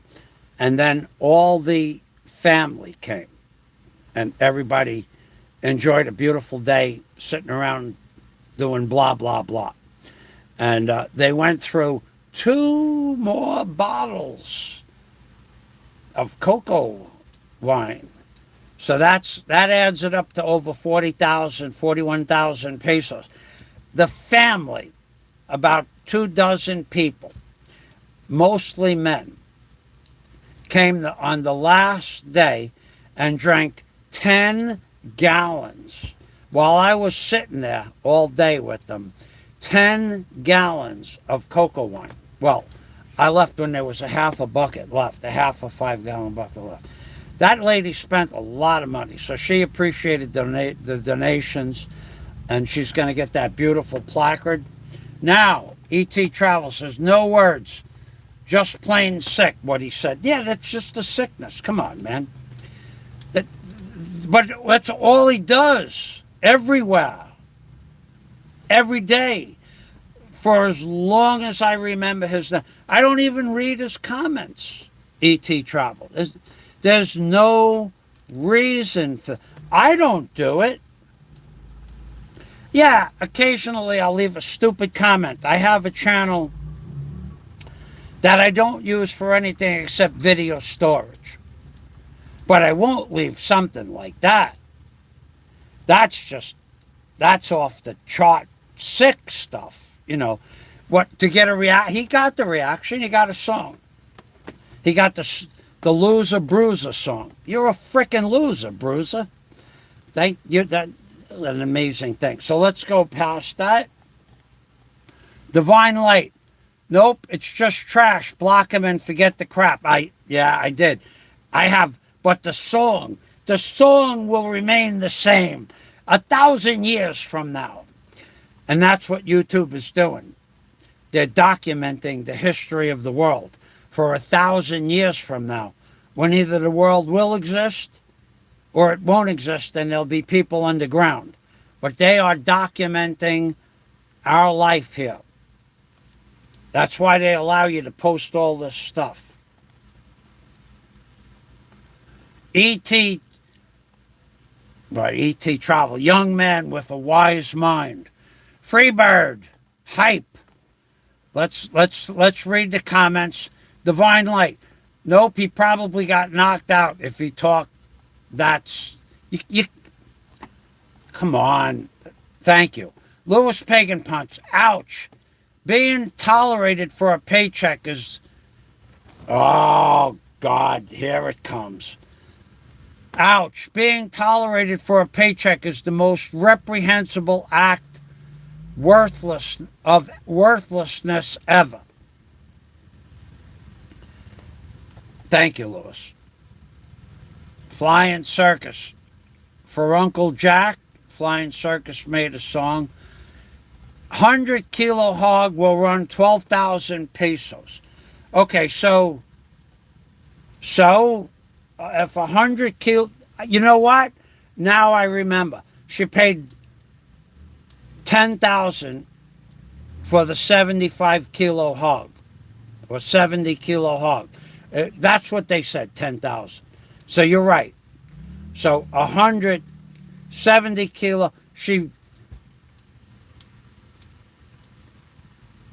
They had the hogs in their yard for a long time too. They fed them the scraps. Yeah, so 100 kilos at 10,000, 170 kilos, that'd be about 20,000 pesos. Yeah, that's about what I figured. Thank you, Freebird. Street name Michael Calamanse Fazio. You got the name wrong, Scott. It's Fazio, not Fazio. Scott wrote Fazio. Love those thumbs up. I didn't notice. Wow, 12. Thank you very much. So, let's sing a Freebird. If you want to post the link to your channel. For those of you out there who like cats, okay, this is the energy I have from, well, a cup of coffee at 10 minutes after 6. So that was over an hour ago. That's 9:30. And not eating. I get more energetic every day. Scott, let me show you the new belly. And then we'll sing. Freebird, put the link. Don't make me ask you twice, Freebird. Please put the link to your page up. If for those people that are cat lovers, Freebird has 8 cats and a cat house made out of rug where they climb up. It's a 5-level house. Crazy. My mother would have wanted one of those. She was a cat lover. Here's the new belly, Scott. Remember in the beginning it was over here, and now I can put my whole hand through that.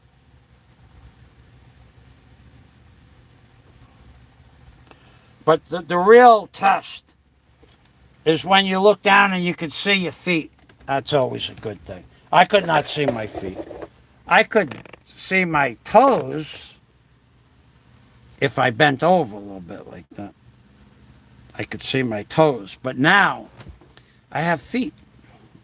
So let's, what happened here? Just in case you guys haven't heard, YouTube is doing strange stuff to their site.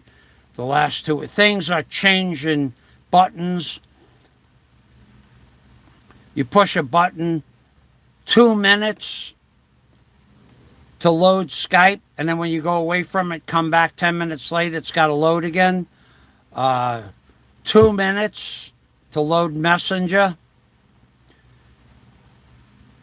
It should be a click of a button. Let's sing a song. Cat song, cat song, cat song, cat song.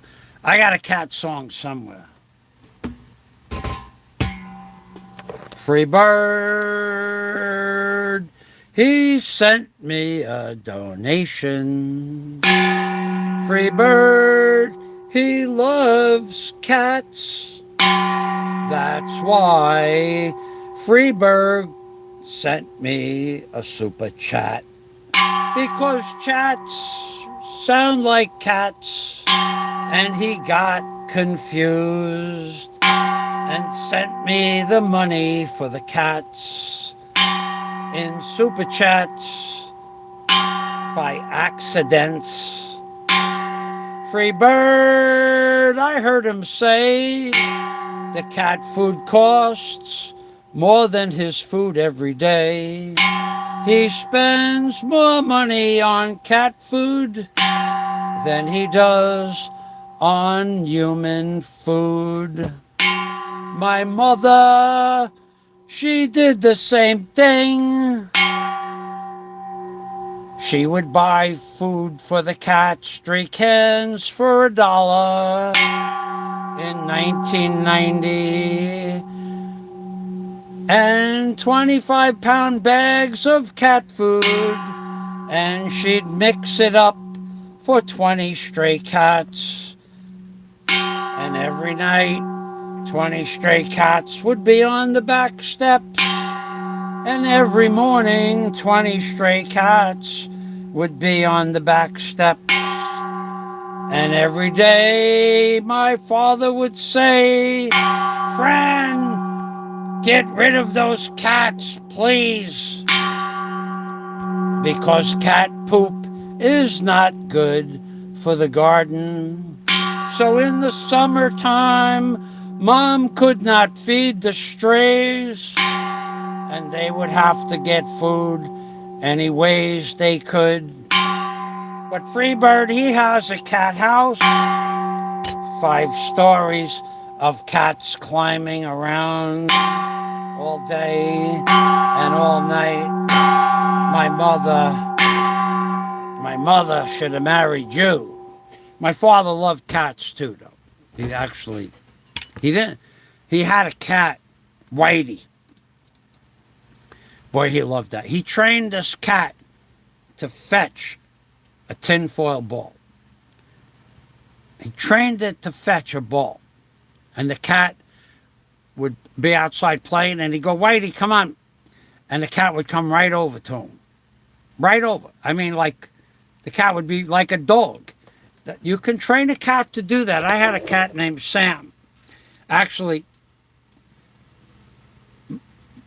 my cat name was Son of Sam, because his father's name was Sam. Sam was a big old 18-pound alley cat, and Sam was about 13 and a half pounds. My cat, he was a great cat.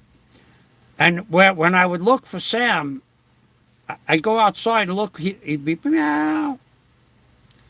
And I'd look around, he was literally, there was about a 30-foot telephone pole behind my house. He would climb up the pole and sit on top of the pole. And he realized that I'm on top of the pole. And I didn't have a ladder. And I would tell him, when you're hungry, you come down. I told him like that, when you're hungry, you come down. I have no way to get you. And when he was hungry, he'd figure out a way to come down. Come down, fall down, fly down, I don't care. I'm not gonna, and then if I go up there and get him, then he'll do it again. Next time he won't go up on top of the pole. But he went up there on a regular basis after that.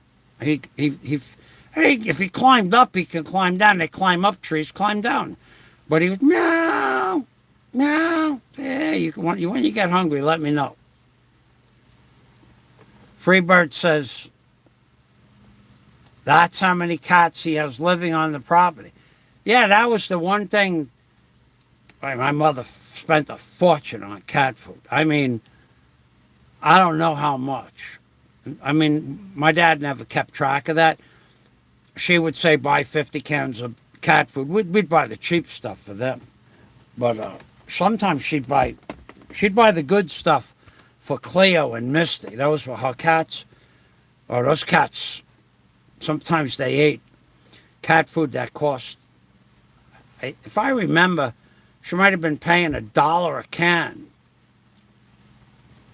They will come back down the same way they went up. That's right. Yeah, my mother, she was a cat. I liked Sam. I had a cat, number 9. Number 9 I never got shots for Sam, and he never got sick. But number 9, I got him when I was like 19. I didn't have the money to bring him to a vet. And after about 2 years, he got sick and died. I brought him outside, and he died outside. But he was like, I didn't have the money for a vet, so I didn't bring him to the vet. And that when I was 19, I was struggling to pay my rent, and then at that time it was 21 when the cat died. That would have been 1976. We had a little bit of a recession. There was no work, but Sam, son of Sam, he lived a long life. 15 years, son of Sam lived. Prowled Howard Beach, prowled Brooklyn, New York, prowled then back to Howard Beach. I would leave on my boat from the dock. Sometimes I'd take Sam with me on the boat, and then I'd take him to the beach. But sometimes he didn't want to come back. You go, I'm going to stay. You're not staying. Get on the boat. And then you have to go, come on, Sam. Come on, Sam. Come on, Sam. Come on, Sam. Come on, Sam. Sammy, come on. And he would look at you. I'm not ready to go home yet. There's rats to catch. So, the good old days. So, but a lot of times I'd leave him out. He was an outside cat. He came in to eat, sleep. And when I would take off on the boat, I'd go to Tombstone Beach. I have a few people on the boat. Or take a ride around Jamaica Bay and go swimming or snorkeling. And then he would hear the boat. Where he would go was under the Trestle Bridge. There were big rocks, 6-foot pieces of granite, like they make breakwalls out of. And the people would fish there. And nobody ever stole them. I had them from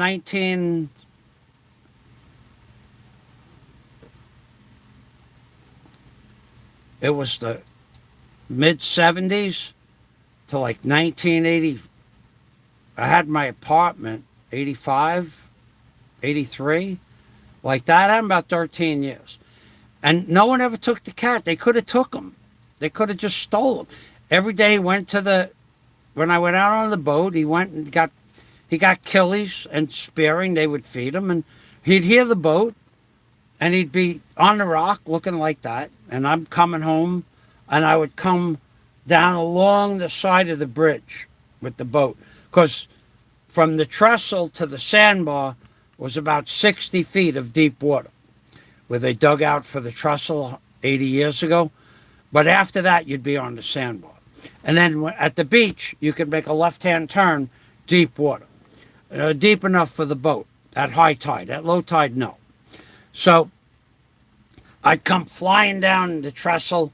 I'd look at the rocks, and I'd make the left, and Sam would look at me, and he'd start running along the beach.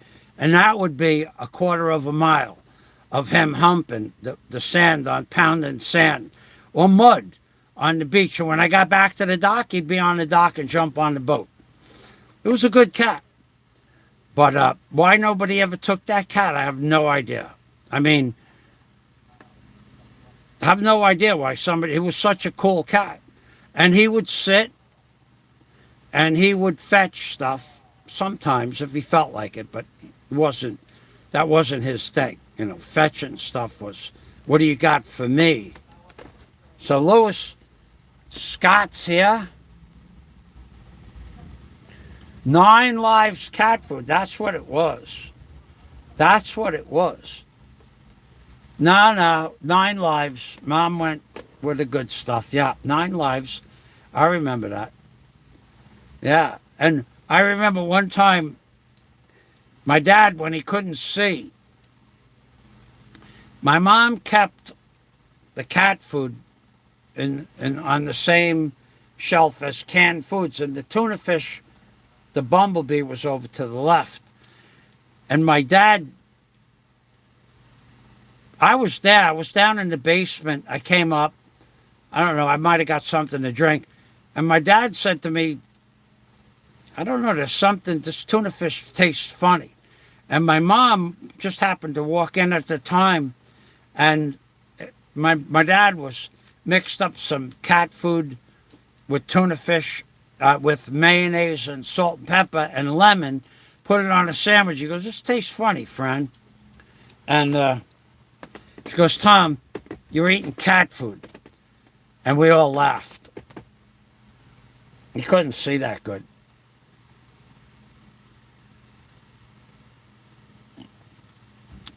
So Freebird has a cat that eats blue buffalo wilderness wild salmon, no products or grains. The Insight cat.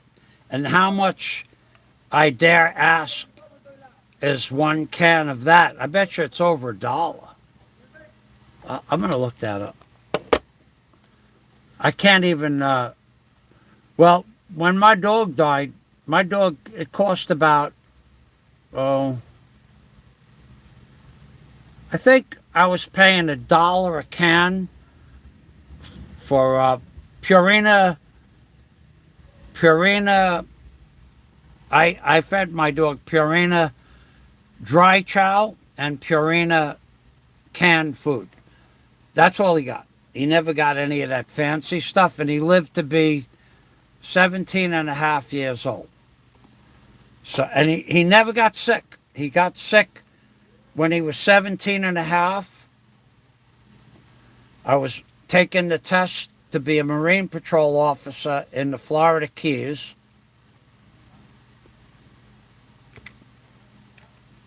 And I was studying at Indian River Community College in Indian River, Florida.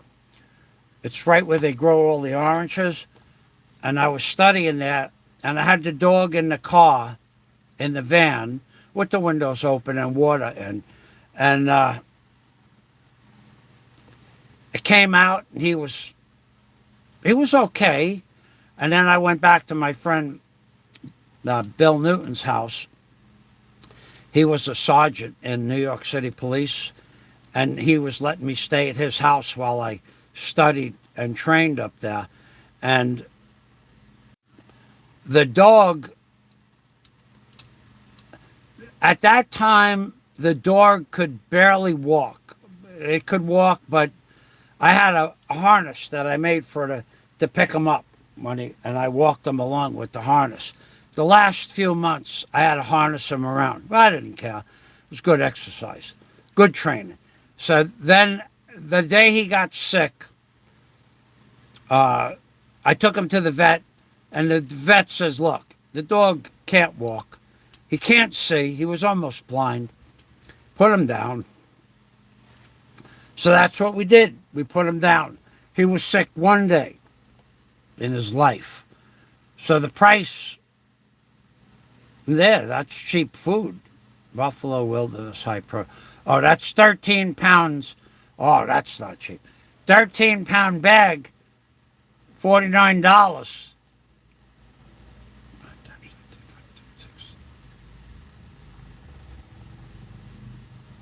That's $4.50 a pound for the dry food.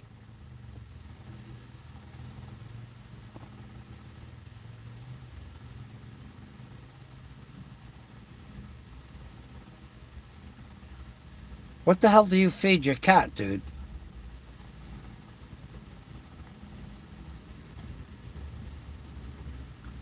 Crown Prince. Look at Freebird. Look at Freebird. He loves this cat. How many cats get this food, Freebird? I gotta ask. Sorry, I gotta ask. He feeds this cat right there. Blue buffalo wilderness wild salmon cost. Look at the. Let's go back here. Let's make sure I got the right stuff because.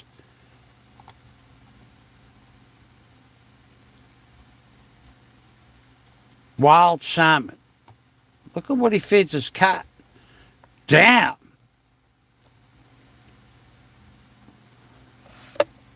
That's $7 a can. Am I right, Freebird? Am I right about that?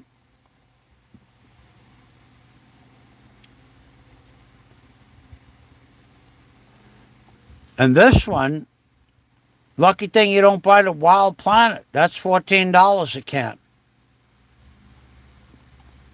for a tin. Let's go here. Let's take the $7 one so we don't make anybody jealous. Okay. How big is that can? That can is 212 grams, which is 9 ounces, right? 10 times 22, 7 ounces. Oh, they stopped eating the can. Oh. You know what that would mean, right? You know what that would mean if they worked for me? If they stopped eating the can? Freebird. If my cat said, no longer will I eat Crown Prince pink salmon, wild buffalo, no grain, no cereal. No longer will I eat that. That would mean they would be fasting with Michael Thomas Fazio. That's what that would mean. That would mean they were on a diet. And that's what my dog got. My dog got a can of Purina every day. And he got fed 1 meal a day. No more and no less.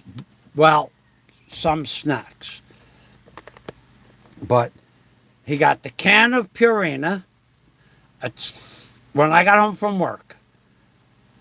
And I put 3.5 cans of dry food. And I put that, I took off the top and the bottom, I pushed it through like that. And then that would go into the bowl first. I mix in a little, if I had gravy or if I had soup that I had made, he'd get the broth from that. If I had only water, I might mix in a little butter with that. He liked butter or mayonnaise. And I'd mix that up. And then I put 3.5 scoops in. I didn't make it too wet, though. I wanted him to get the crunch to clean his teeth. And he would eat that whole meal. That right there. He'd eat it all.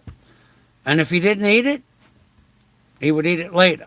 And if he didn't eat it later, he'd eat it in the morning. And if he didn't eat it in the morning and he didn't eat it in the afternoon, I would throw it for the birds and I'd give him another plate of the same. But there were many different, there was pork, there was chicken, there was turkey, there was beef. There was many different types of Purina dog chow. But the crunchy stuff was 50-pound bags of Purina dog chow. Yeah, that, and he lived 17 and a half years. So whatever I did probably had nothing to do with the dog living that long. It's healthier to give 1 meal a day. That's what they said back then in the 70s. When did I get that dog? 1980. In the 80s, they said it's healthier for you to give the dog 1 meal a day. Back then, I don't know what it is now, and I don't care. You know what? The dog lived 17 years without getting sick. But he did have his shots. All of them. Dog cost a fortune to put in the kennel. $200 for shots and hotel for the dog.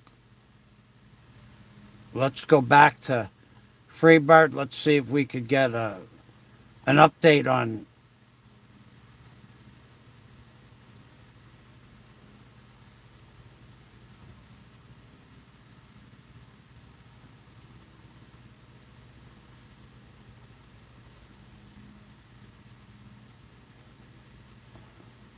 Yeah, if your cats refuse to eat tuna, only ocean perch salmon. Yeah, it would mean they were fasting, dude. Hey, kitty, how do you enjoy your first day of fasting? And every day I would talk to them about the benefits of fasting. Do you know that the benefits of fasting is increased energy? I need water. Increased energy. Look at Freebird. Look at Free. He's not even afraid to admit this stuff. People are going to think that you are nuts because they don't they don't know cats like Freebird knows cats.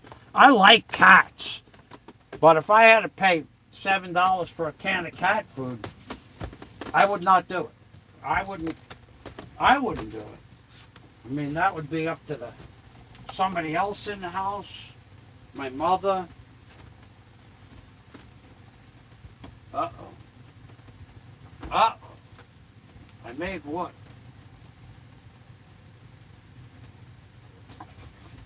I gotta do one more thing. My face didn't. We had a blackout last night.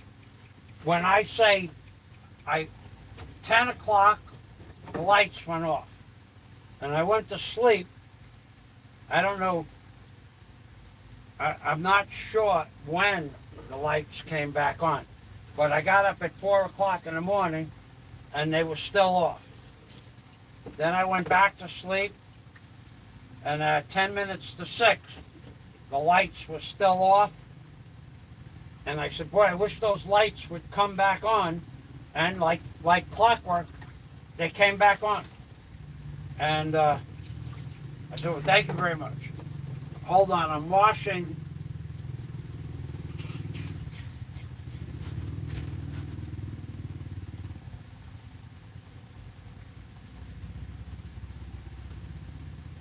Washing the old face, because we had no fan, no electric, and it was hot last night. I did wash my face this morning, but you know, talking, I work up an appetite when I talk a lot, and also I work up a sweat talking, because talking is hard work, man. The sacrifices that I do for you people to give you information about Freebird's cat. It's a high energy. It's a high energy consumption job. But my only job that I have to do today is I gotta cut my hair. I charged up my barber saw. I have a barber's tool that I bought.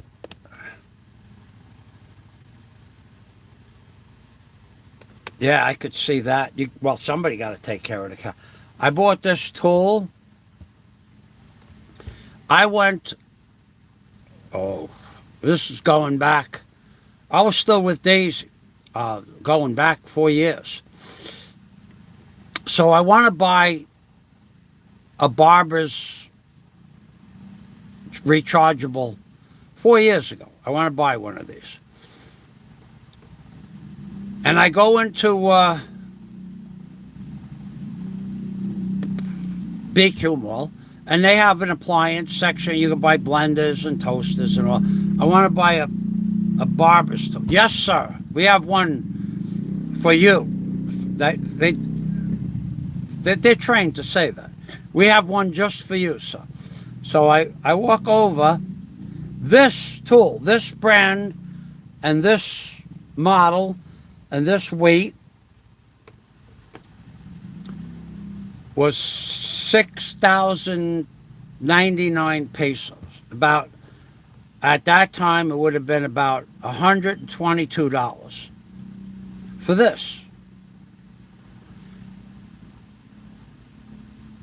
And I says, is that the right price? Yes, sir. It's a good price, sir. Maybe it's, can you afford that? No, sir.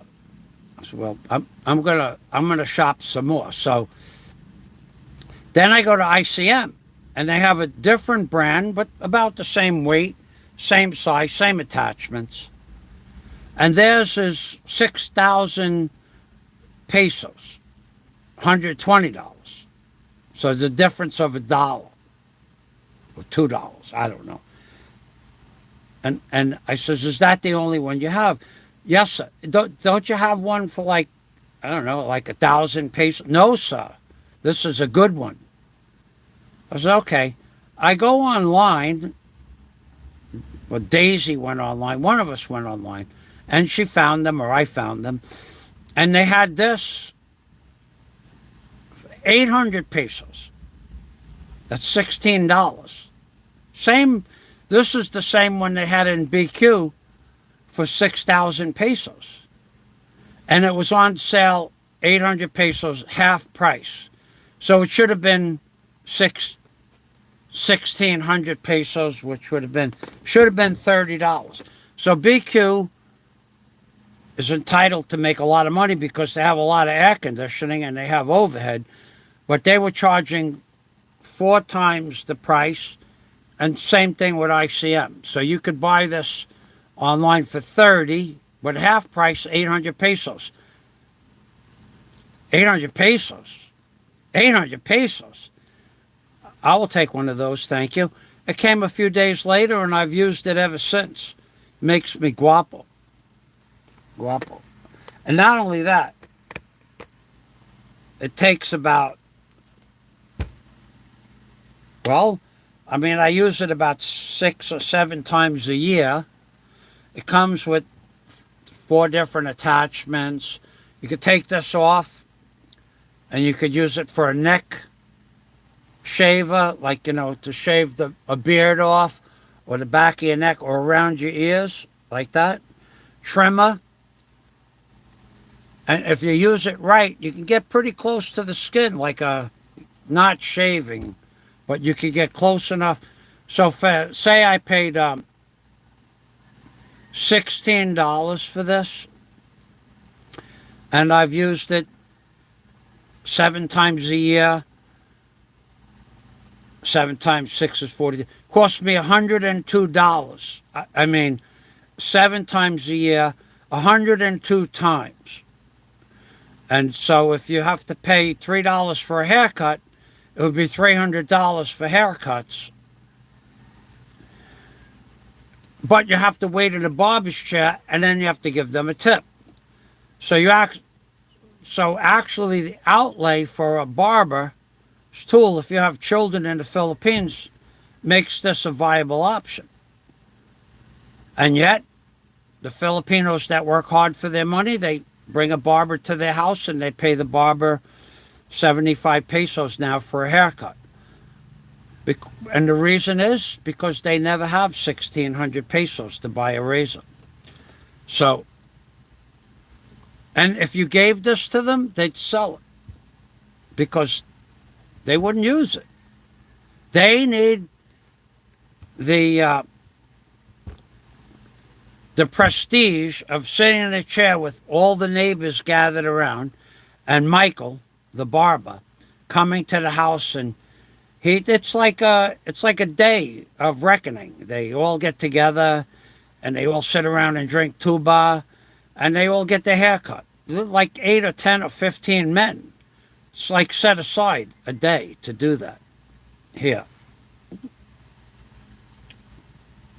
So this $16 tool saved about $300, plus if you have to go to the city or even local, 50 pesos to get there, pesos to get back, and the tip cost you 100 pesos per haircut. That was back then, but now haircuts are 100 pesos each, I think. I think I saw a sign, new price, 100 pesos. So you save about $300. You save $100 a year if you buy your own razor. Right. It takes a few minutes, and other people are out there like that too. If you have 5 children, you have to schlep them on a bus. That's 5 bus fares there, 5 bus fares back. It's a lot of money.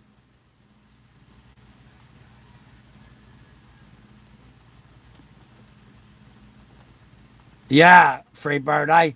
Yeah, but I mean, well, now the cats are, your buddies. We were talking about autophagy just a little while ago, Scott. Let me get back to that comment. Gyra Philandona. Giraffe the landowner.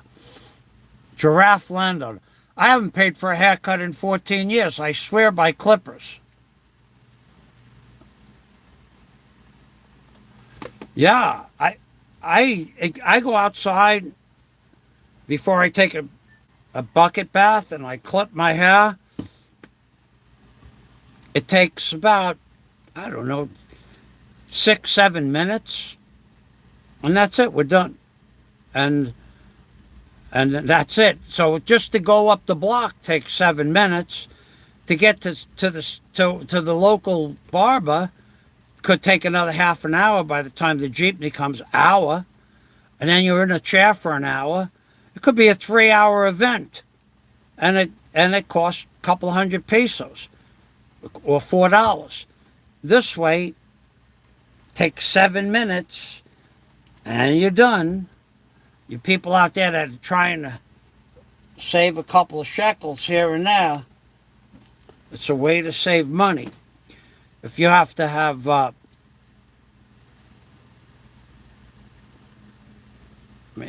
I guess it would be good for some people. They like, that's an event. You go to the barber, you sit down, you read the newspaper, you listen to the music. It's a day out. But for me, it's not. Hey, who wants to pay me $100 to pound down this bottle of water? Ice. It's cold water too. For $100 or $5, I'll pound this down without stopping. I just had to get my lips wet. It's been 2 hours talking. It's got to be worth something. Just to watch my brain freeze. That'll give me a brain freeze. I'll have to drink that slow and steady. I'm letting it, don't wait too long. It'll be room temperature. You won't get your money's worth. I could offer bikini waxing service to the local women.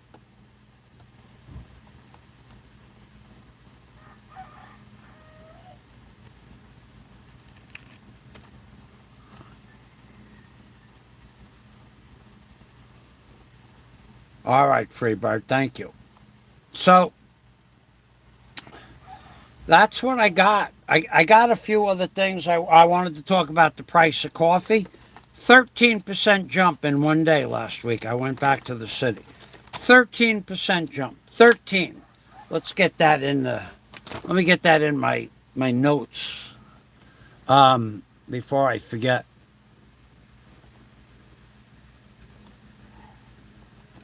Price of coffee went up 13.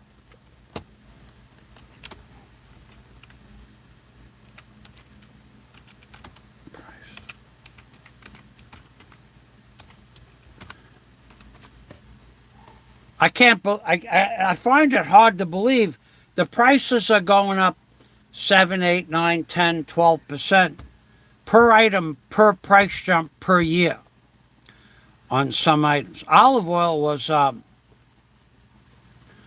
for 1 gallon when I came to the Philippines.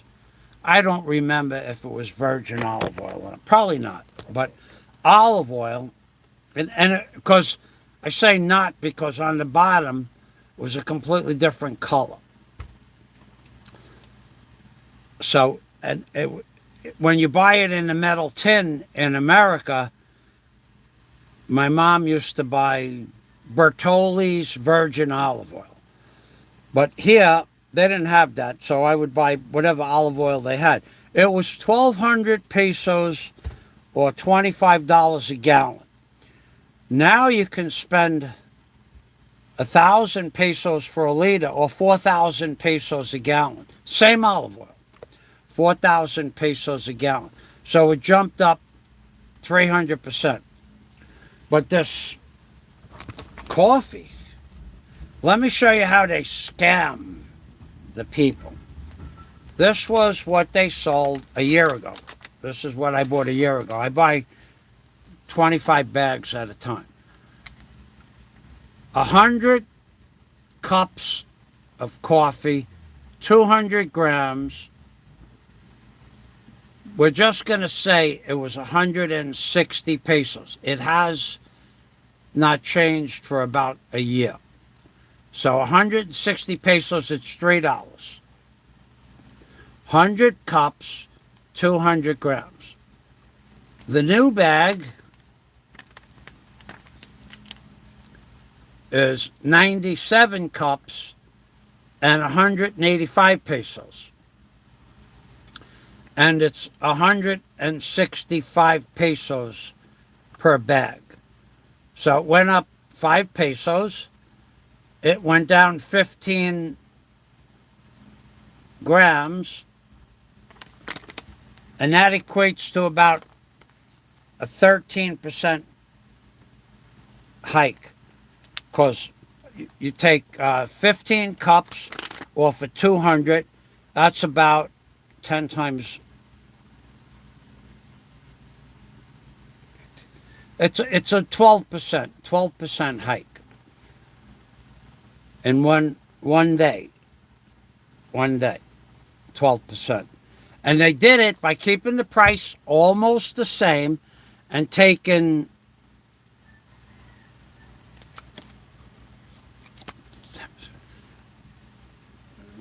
no, they took out 13% of the product. 185 from 200. Yeah, that's about 13%, I believe. So it went up 12 or 13%. Because if they took out 13%, you're paying for that. In one day. And the people, you don't notice it. You just don't notice these things. Unless you're shopping. You know, it makes a difference. But when you're buying, I only bought 6 bags this time. Because that's all they had in the big bags. I could have bought more, but I didn't because they didn't have more than 6 bags. But it makes a difference. You pay 12% more for a Filipino. They have to charge more. They get they're being charged more and they're getting less. That's what it boils down to. But a 12% hike for one product for the poor Filipino people, it's not fair. It's just not fair to them. It really is not fair what they're doing. That's why I appreciate Nanai's Fiesta so much. She spent $800 plus on foods, plus the time. Cooking day and night and day, and cleaning day and night and day. That's a lot of work. I think I gotta do something in a few minutes. I gotta check my mail.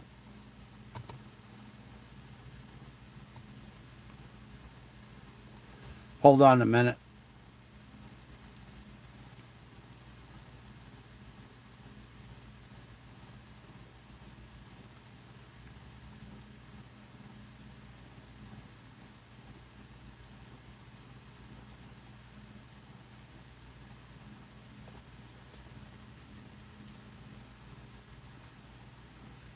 Auto insurance double. You can't even get insurance here. Well, if you buy a new car, I don't know anything about that.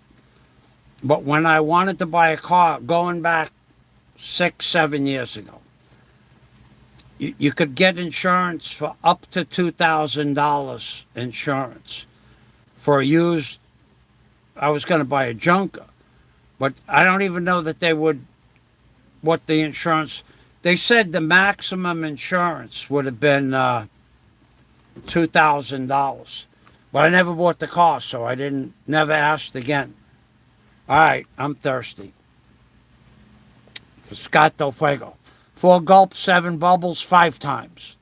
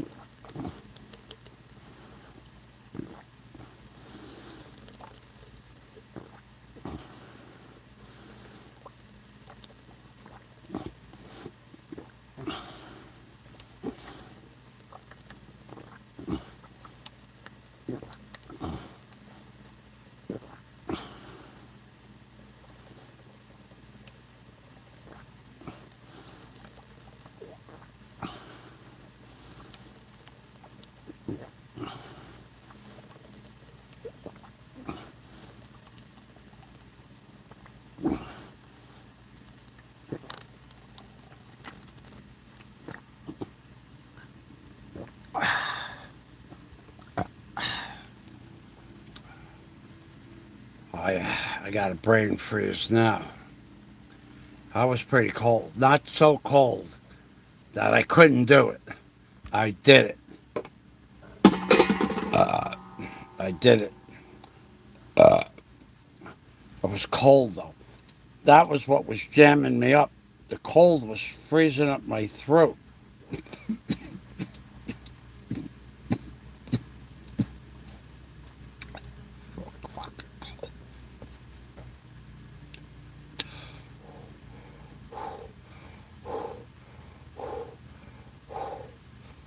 Cold was freezing it up. It's froze up now. I did it. Scott Del Fuego, he got the. It's the Fazio. That was for you, Scott. Whoa. Yeah, that froze up my throat, man.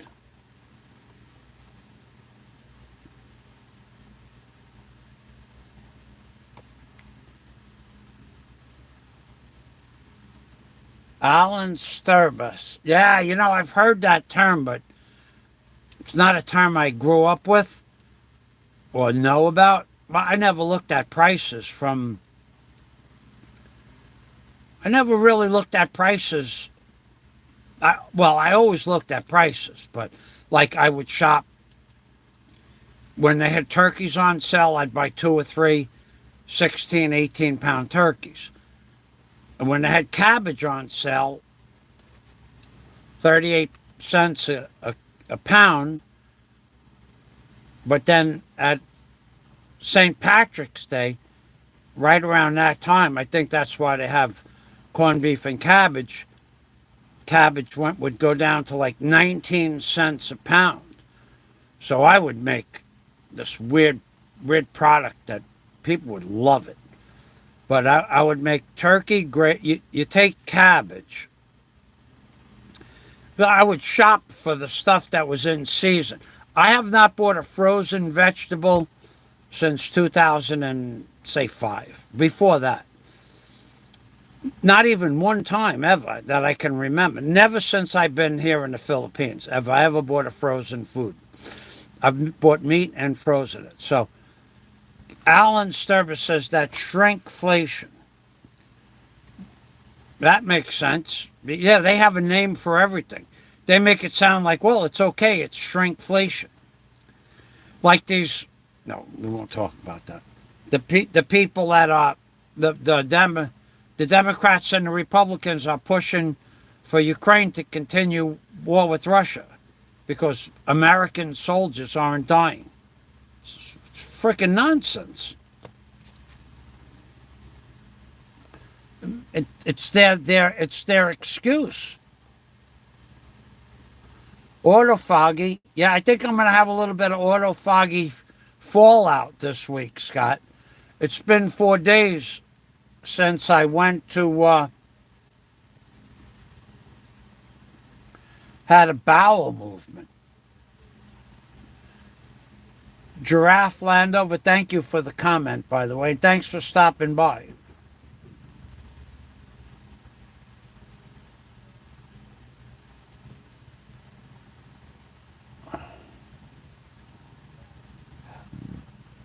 Freebird's auto insurance doubled. Come on, that's, you know, I remember when my house insurance went up from 1 minute and 15 seconds. To drink that water? Yeah, I didn't realize that. It seemed like a long time. Slow. Okay. I'll try to improve on that. My house insurance, I had a concrete house with a concrete roof, all concrete, and then I had 200-mile-an-hour hurricane shutters on my house. We had a hurricane. We had 175-mile-an-hour winds. Oh, no, my clock. Oh.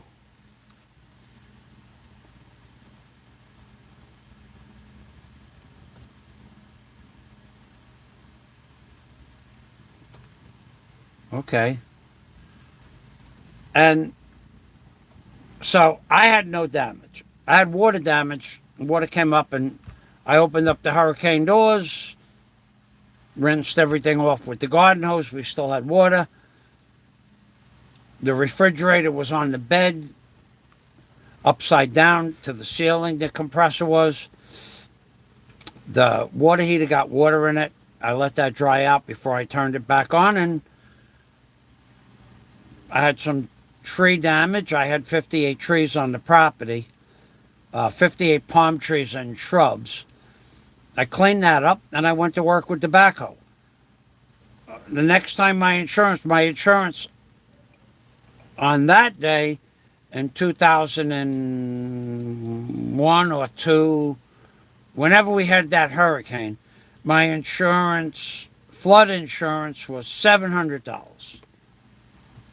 And when, after the hurricane, so many people's houses got flooded, even though I had no damage, they raised it up.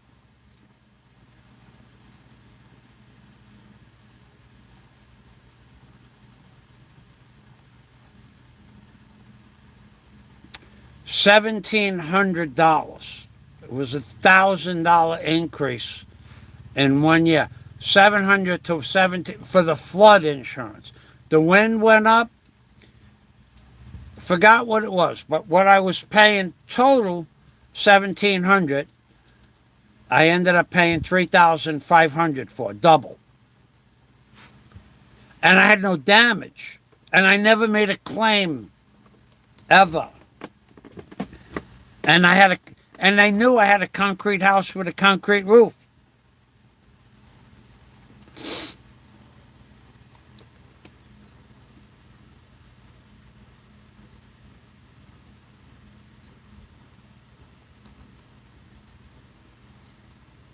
Scott says, I read in Forbes that the outfit has yes, I read that. I saw a movie about that.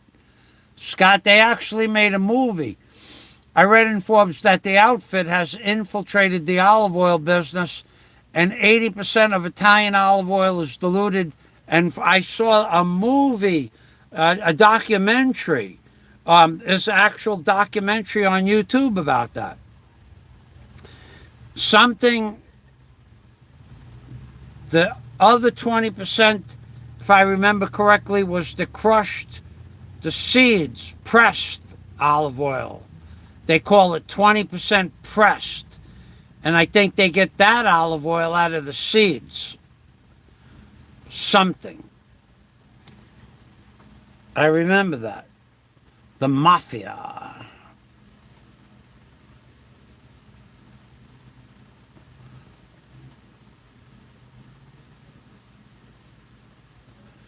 $3.37. It was $5 a gallon in 2002 or 4 on the water.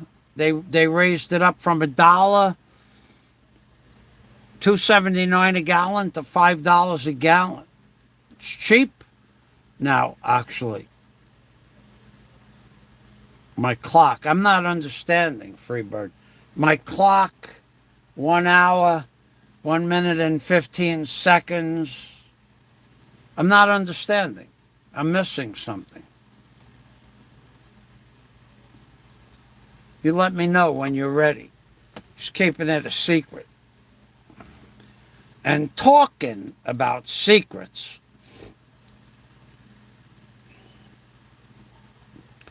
Scott, did you, without mentioning the name of the site, did you read what I wrote to that guy? I don't, first of all, I didn't know who he was, number one. So I went back there this morning. I said, my comment was, thank you much. And if you haven't tried this diet, you should try it. It works. And then I gave the stats. No, you can't do it now. I corrected it with an apology. So So I wrote to the guy who we're talking about. I said, thanks much. And if you have not tried this diet, I suggest you try this diet because it works. So look who I'm telling to try the diet to, right? And I go through my stats, blood pressure, weight, before and after, and the pictures. And then at the end, I said, thank you. And I started to print out his name. And the site gave me an option of 10 names. I pushed the button. I figured it would be the name of the guy whose site I'm on, right?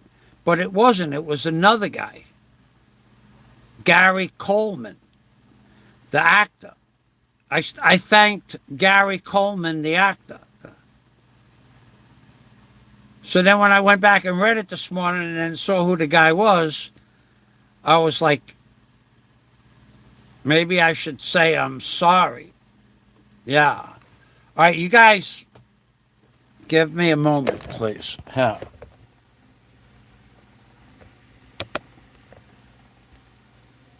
Okay, let's, you know what you could watch? I got a video for you to watch. This is an oldie but goodie.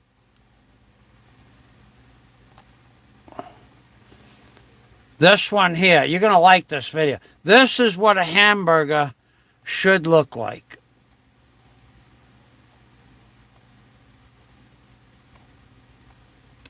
Uh-oh. Where the heck did I put that?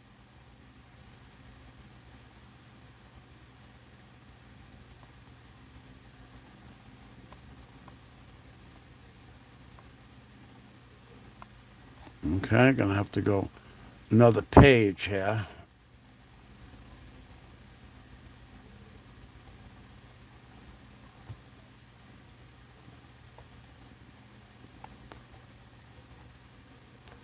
Well, I can't find it. Hold on a minute.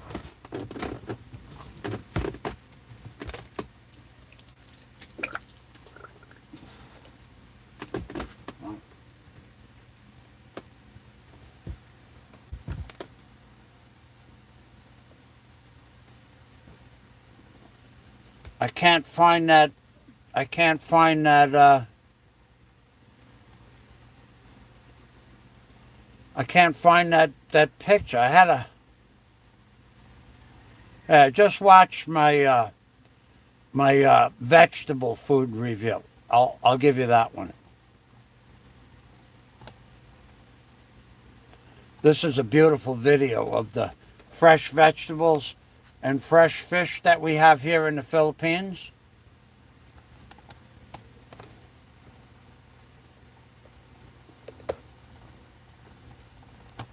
With the sound. And these are all fresh fish that I'm going to show you, the two sides of the aisle. You can also buy dried fish and smoked fish from several markets, probably 8 to 10 fish markets sell dried fish. So these are the prices. They range from $220 to $350. And these little fish, these were caught this morning. Most of the smaller fish were caught within 10 hours ago or less. And they have eels, and they have all different, every species of fish in the Philippines is on display here somewhere. Even some squid that weigh up to 3 or 4 kilos, which I find really interesting. So right now I'll show you those. Shrimp is at a good price this week. 300 pesos is about $6 per kilo. That's a great price. For the bigger shrimp, it goes up to $350. These are prawns, $350. And then this is squid.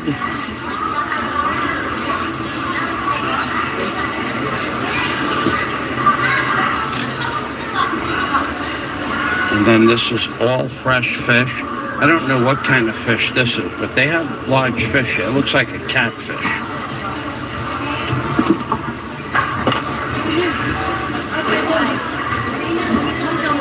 Ma'am, is that a catfish? Catfish? Blue marlin. Blue marlin? Okay, this is what's left. Fish here, just in the river. Okay, salamat. Blue marlin. So you could see and that was probably caught today. They would not be able to freeze that. Some of the fish, the shrimp, like a lot of these shrimps, 300 is a great price. Very nice price. Thank you.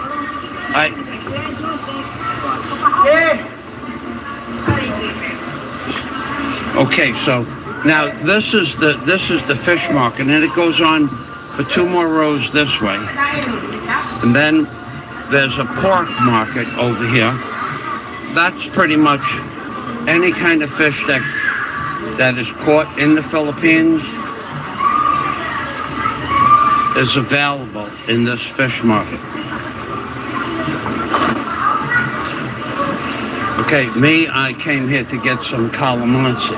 Now this is the kind of fish that Daisy used to make a hamburger patty. It's basically, in America we would call that spearing.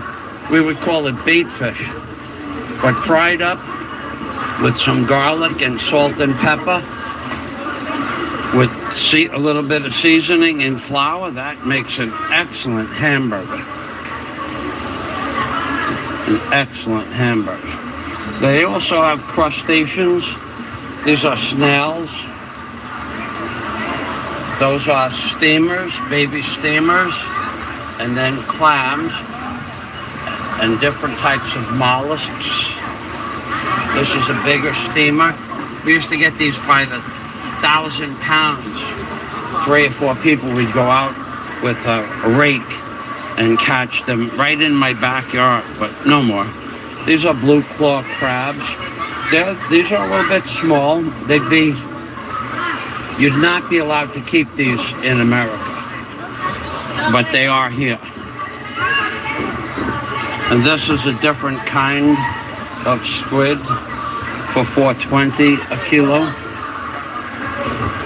Then we're going to go to the pork market in the middle.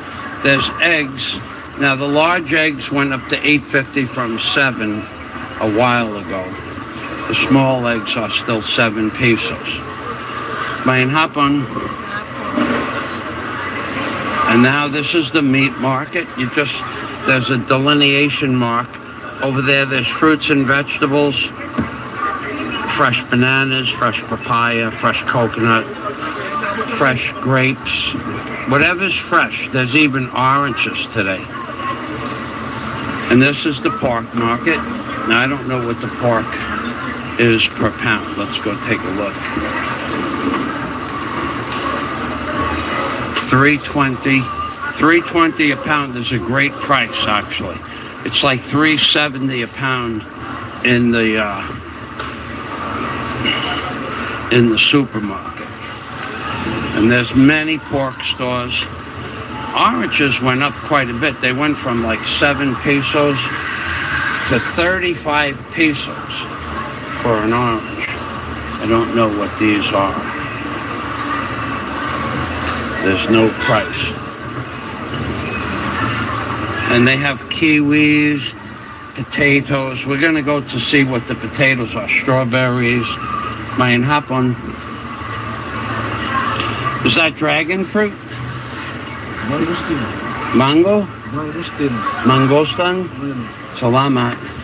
I never saw that before. Thank you. Okay, now behind the meat and the fish are vegetable markets. Many, many vegetable markets. So we'll go on for about another 3 minutes. This is a stand that has quite a variety, but it's not where I shop. And now that I'm on my fasting diet, I'm not shopping anywhere. I only came here for what is called calamansi, and I'm looking, they're all green. dark green, that means they're fresh. So I'm gonna get some calamansi. I'll ask this fella over here, I know a little bit. Might hop on. Amiga, pila for the ahas? Ahos, 180, sir. 180. So the garlic went from 100 pesos to 180. For the onions, palihog pila, 180. Salamat. And the cabbage? 65. Thank you. So the cabbage remained pretty much the same. And the carrots, pila for the carrots. 80 per kilo. How many? Huh? 75 per 75. That's low. That's low this week. Thank you. Salamat. That's a really good price. And carrots were 125 the last time I was in here. So that was a blog I did on August 24th, 2 weeks ago, to give everybody an idea. You can go back and check that out, of the prices. I try to do that once a year. I don't like to do this.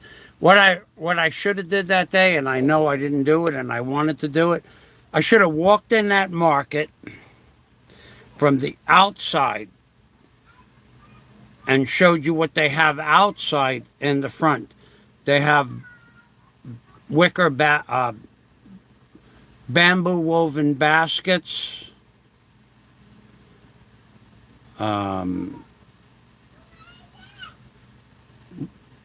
hog food, chicken food, bird food,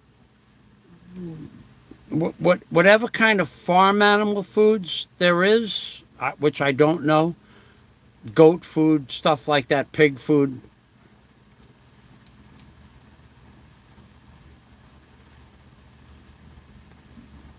Okay, well, I'll get to that in a moment, Freebird. Outside the market, they have that. And then they have, you could buy a platter to put a lechon on, or you could buy a barbecue there, it's usually half of an old gas cylinder, like a 20-pound gas cylinder with a grill on it. You could buy that kind, you could buy a different kind, you could buy homemade ones, you could buy ones made out of old 4-gallon oil drums. You could pay anywhere from 350 pesos to 2,000 pesos for a barbecue. They have clay barbecues. I want to go, that's what I should do. I should blog that market and just go around. Now that I'm niwang, thin, I could walk all around the market now without overextending myself, because it's quite a few. It's I would say it's 450 feet deep, 300 feet across. So that's 450 once, 450 back twice, 450 back 3 times, back 4 times, 5 times, 6 times, 7 times, 8 times, 9 times, 10 times, 11 times, 12 times, 12 times 450. That would be a mile, walking a mile to, that would be a good thing, good exercise. So I think that's what I'm going to do. I think that's exactly what I'm going to do. I tried blogging live from there. No. With my camera, the Samsung, I'm losing the ability to live stream from this camera. It used to live stream from anywhere. Now it just live streams if I'm close to an antenna. I will tell you people out there, if you ever buy another camera or tablet, please do not buy a Samsung. Please. Do yourself a favor, man. I'll show you something. A year and a half, 2 years I own the camera. Can you see the lines across the camera? Well, out of nowhere, one day I had one line. I don't know what you could see. Another day, I had 2 lines. And then a week later, I had 3 lines. And a week after that, 4 lines. Then 5 lines. And now 6 lines or 7 lines. And now there's lines on the bottom or top. There was no lines up here a couple of weeks ago. The thing is a piece of junk. Samsung is garbage. Just get it out of your head. Don't buy a Samsung. I agree. Somebody said the camera in the Samsung is better. Yeah, okay. So for 73,000 pesos, it lasted 2 years? And you're going to tell me that's a good thing? It's a piece of junk. It's been in the shop 5, 6, 7 times. Sometimes I had to leave it in for a day. Sometimes I had to come back in next week. Sometimes they fix it right away. It's a piece of garbage. Samsung. 73,000 pesos, and it lasted 2 years. Now the lines. So if I want to get a new screen, I don't know. I have the iPhone 13 a year now, just a year, and I have no problems with it. I don't use it for much, but that's going to be my phone when this screen goes, because when I wanted to buy a new screen for this phone, I asked them how much, and at the time, it was $350. It's not that much anymore. Now you can buy this phone for $350. This model. I'll take a look. But it's a piece of junk. That's why you can buy it for $350. It's a piece. Samsung. I had a Samsung tablet years ago. I moaned and griped about that because it was a piece of garbage. It lasted a few months, and the screen got these lines in it. Samsung. I'm going to turn this around. Hold on.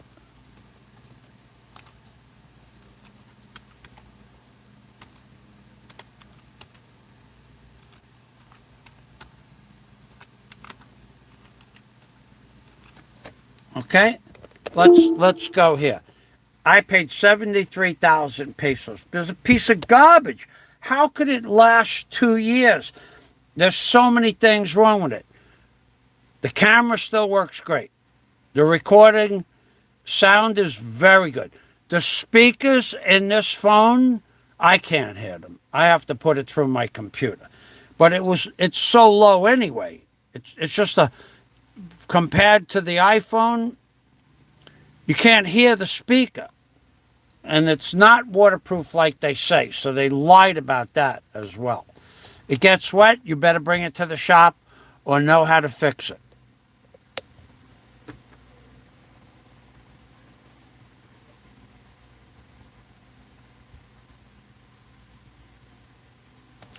Okay, here they are. Samsung Galaxy. No, that's it. Samsung Galaxy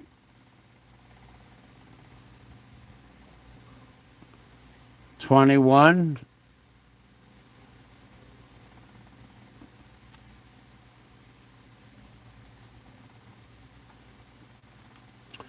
Let's look over here. It's $400. Piece of junk. But if you want to get the screen replaced, I don't know how much that would be.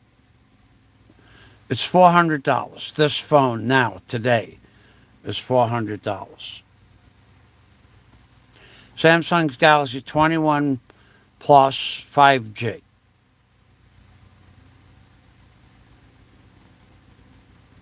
The Plus, okay, maybe I'm wrong. It's less than $400. It's a piece of junk. Anybody buys a Samsung, I would pay the extra money and get the iPhone. Yeah, okay, the camera in this phone is better. So then I paid almost $1,500 for a...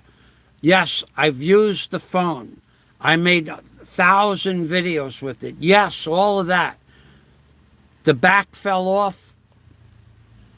2 months ago, 3 months ago. The back just fell off. I was holding the phone, the back fell off. That was only $14 to fix. But had to leave the phone in the shop. Why did the back fall off? I don't know. They don't know. You have to buy a new seal, a rubber gasket, and they glue it on, and they put about probably 50 rubber bands on it with the glue. It's a whole new gasket. They glue the gasket, and then they glue it to the phone. Plus, to be honest with you, I'm pretty sure they gave me a different back to a different phone, because the back they gave me is different. I'm not pretty sure. I'm certain. So there was nothing wrong with my back. They probably would happen is the back to my phone would have had to been scraped off and cleaned and prepared for the new rubber gasket and the glue. So they probably used a spare they had, put it on my phone, which is the same back, and then they took my back and cleaned it up and used it on another phone, which is okay for me. But why do I have to do that? Plus, they say it's waterproof. It got wet. On a rainy day, it got wet. You have to blow it out with a blower, high pressure blower. And then you have to dry it. And if you don't do that, the prongs inside the little receptacle in the female plug, they'll oxidize on you. And then you could pay big money for a new plug. It's a piece of junk. So the iPhone has got a louder speaker a little bit, and the iPhone has 100% of its ability to live stream. But the camera on the Samsung is better. But how many people need 100 times zoom? Not a lot of people. Not most people. And for 100 times zoom to get the Samsung over the same price as the iPhone, 78,000 pesos, it doesn't pay. I will never buy another Samsung. It won't ever happen.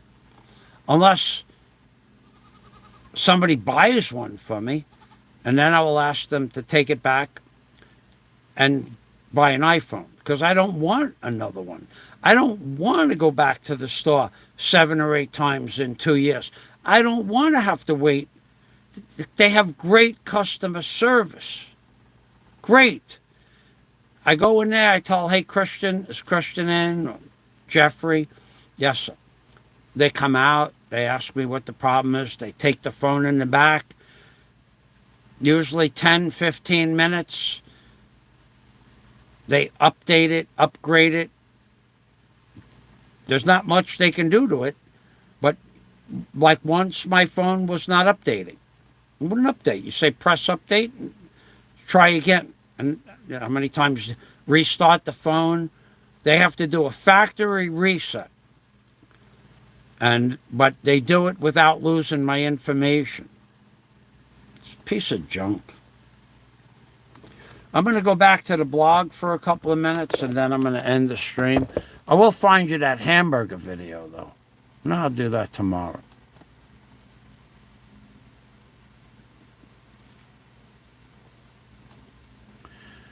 Freebird's girlfriend works at a vegetable, a fish, a regular fresh farmer's market. Nice. Freebird says, my next phone will definitely be an iPhone. Well, I don't know.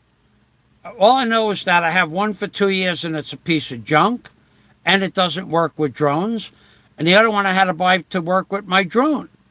And I've had it a year and I don't have any problems with it. So what do you think? And the first one, I had nothing but problems with it for the first year. They must have been in the shop every 3 months for something. It's ridiculous.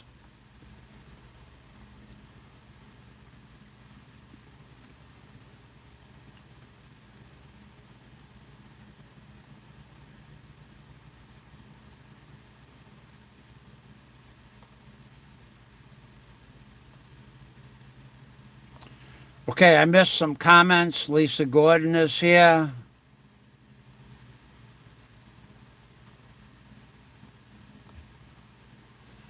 If I pass up a couple of your comments, Freebird, I want to end the stream.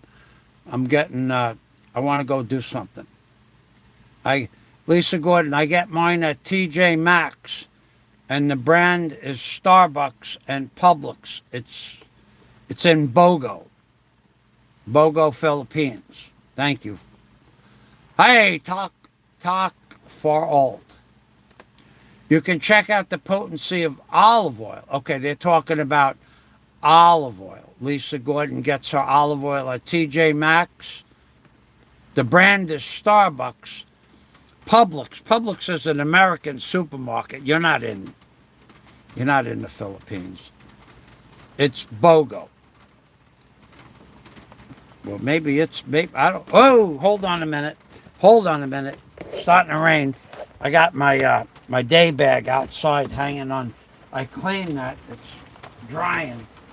It's not drying in the rain though. Hold on. Okay.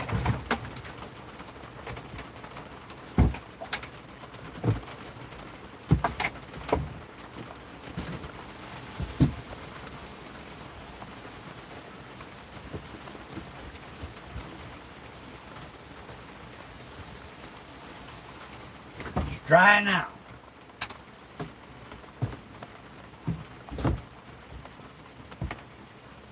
Oh, I caught that just in time, boy. Well, when it starts to rain here, you have seconds. Yeah, I caught it in time.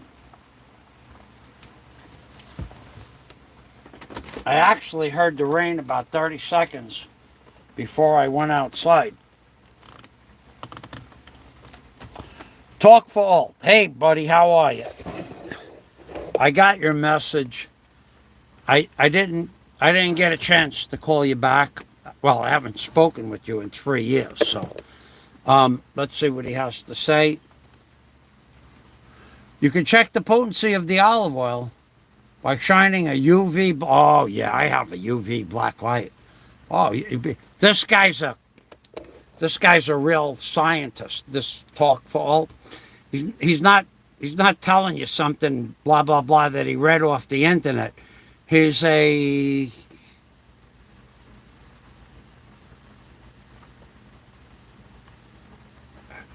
what is it that you are? He's an actual has a degree in biology.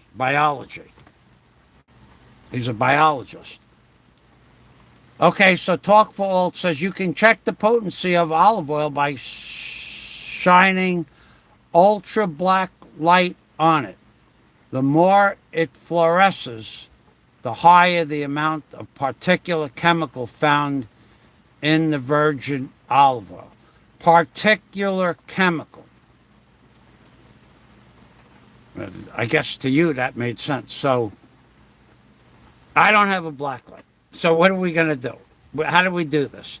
We go buy a gallon of olive oil, which in a lab. Yeah, you know what I'm going to do? I'm going to set up a lab. The next time I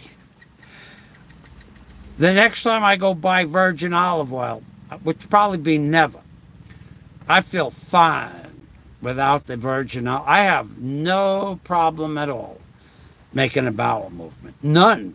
I mean zero. I mean like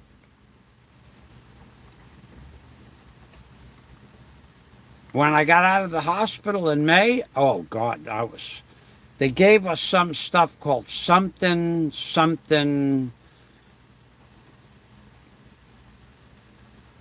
Fiber X, whatever that was. So they said take a tablespoon of that and that'll free you up if you have to go to the bathroom. I said, you know what? This bottle's about that big. I drank half the bottle. Luckily, I was close to the bathroom because about a minute and a half later, it opened me up like the floodgates of Israel. Like when the Israelites crossed the Nile, when they were being chased by the Roman gladiators, and Moses was in the front of the Israelites, which was total bullshit. But when that happened, who was in charge of the Israelites when they left Egypt? The Pharaoh was chasing them across with that half a bottle of that stuff, and everything opened up. Like the heavens opened up, the sea parted. It was a mess. Just a few minutes later.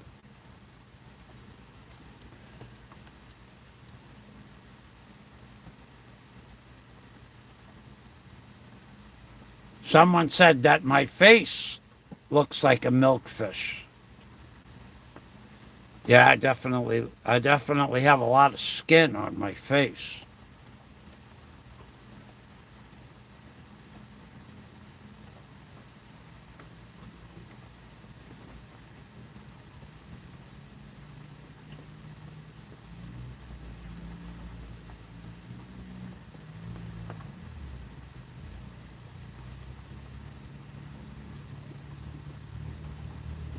Okay, well, I'm going to thank everybody, and especially Freebird. Gave me a super chat. You got 2 songs today. You got 2 songs. Freebird, thank you. Salamat.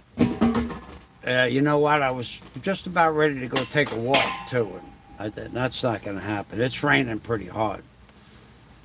Oh, boy. So I have a hamburger. This is what's really upsetting me about the diet. I want a hamburger. That's what I want. Okay? And I was going through my videos the other day, and I found this blog from, I got to find the video. Let me find the video.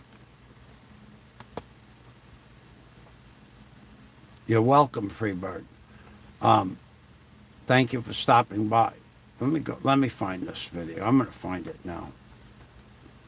I got to go to my channel content. Save that.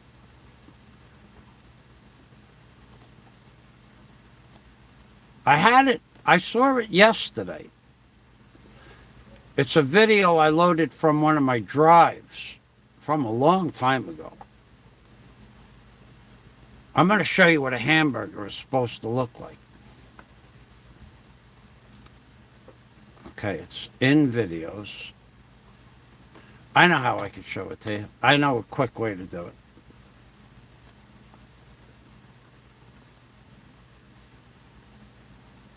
Well, it's a lot quicker than looking for a video in my files. Okay, come on.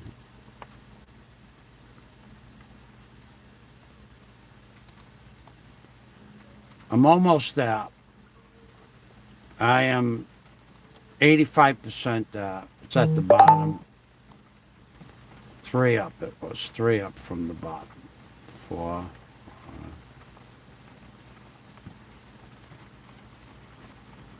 No longer? Really? Here it is. It was at the bottom. Stuff changes around. You date, name, open, play with. Okay, this is what a hamburger is supposed to look like. And ladies and gentlemen, and this is I explained to you once before. Hey, Dennis, thanks for stopping by. I'm ending the stream right now, Dennis, in about 8 or 10 minutes maximum. This is what I told you, that there was a place called the Outback Steakhouse in Alona Beach. And I told you that the onion rings came on a stainless steel stanchion. And I said it was about 10 inches high, and it's probably even higher than that. And the big ones were at the bottom, just like I said. and the small ones are at the top. This is 1 onion, or maybe more, maybe less, but it fills up the whole stand. This kept them, there was no oil dripping out of it, just a little bit. But this would allow the oil to drip down so it didn't lay in its own oil. This is what a hamburger is supposed to look like. That's what onion rings, crispy. And these onion rings are, I'll tell you how they were made. Or I want one. Now, free bird. Now you're making me more hungry. Stop with the blooming onions. They're delicious. So they take the onion ring and they dip them in flour. Then, on top of the flour, they take them out. The onions are still wet when they cut them. Put them in the flour. Then they dip them in egg batter with salt, pepper, seasoning. Then it's in egg batter. Then they take the egg batter and they put it back into the flour, which gives it a thicker coat. And then, flying circus, stop. They go back with the second coat of batter on top of the flour, and then they put the breadcrumbs on there. 4C breadcrumbs, these were. This place used 4C breadcrumbs. And then they fry it up. This place used good oil. The guy's name was Mike. He used to own the Outback Steakhouse in Alona Beach. Not the Outback Bar and Grill. The Outback, a different name, almost the same name, but not the same company. That is, and those onion rings were only like $5 for that. But it was worth it. And I had that with a police officer, the same guy that sent me these shoes.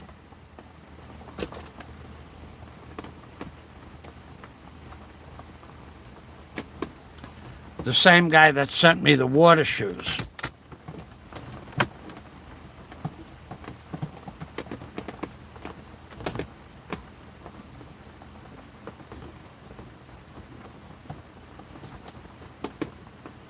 I can't say his name, but that same fella came to the Philippines. But there's a lot of people that I've met that don't ever want to be on camera. So he was one of them.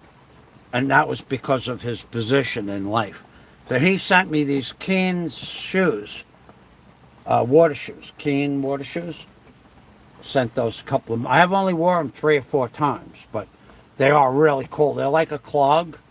And these are $80 without shipping in the Philippines. You can buy them here.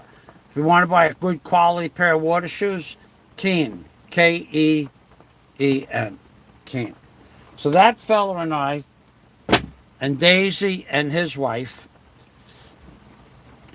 had dinner there. And that's, the food there, I said to him, I really want a hamburger. He said, okay, let's go. And he agreed the hamburgers were delicious. And I've said this before, the hamburgers were this thick, right? I said that, right? That they were that thick after they were cooked. And that was on charcoal they cooked the hamburger. And this is what the hamburger looks like.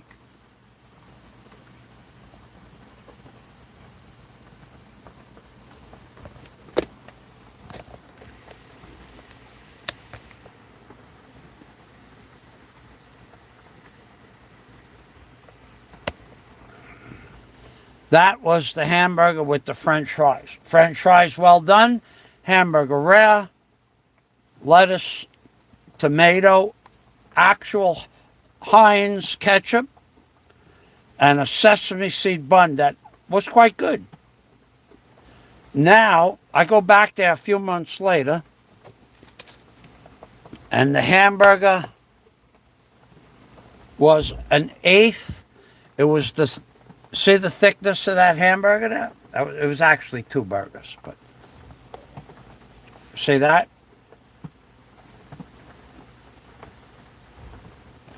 The hamburger was over an inch thick.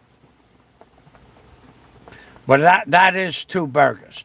And then they had the, oh, look at that over there, hanging tough bacon. Bacon, baby. And then you see the lettuce? Oh, even for me right now, I could eat lettuce, baby. I could just go for the ketchup. Hell, I'd eat the pepper. I haven't eaten anything in 24 days. Well, that's what I want. So the next time I went back, a few months later, the hamburger, well, that's not a good one. The hamburger was the thickness, prices were the same, $5.75. I remember that. $5.75 for hamburger and onion rings. The onion rings came out for $2.50. There was this, they used the same setup. There was this many soggy onion rings. Like, they weren't freshly cooked, and they were soggy.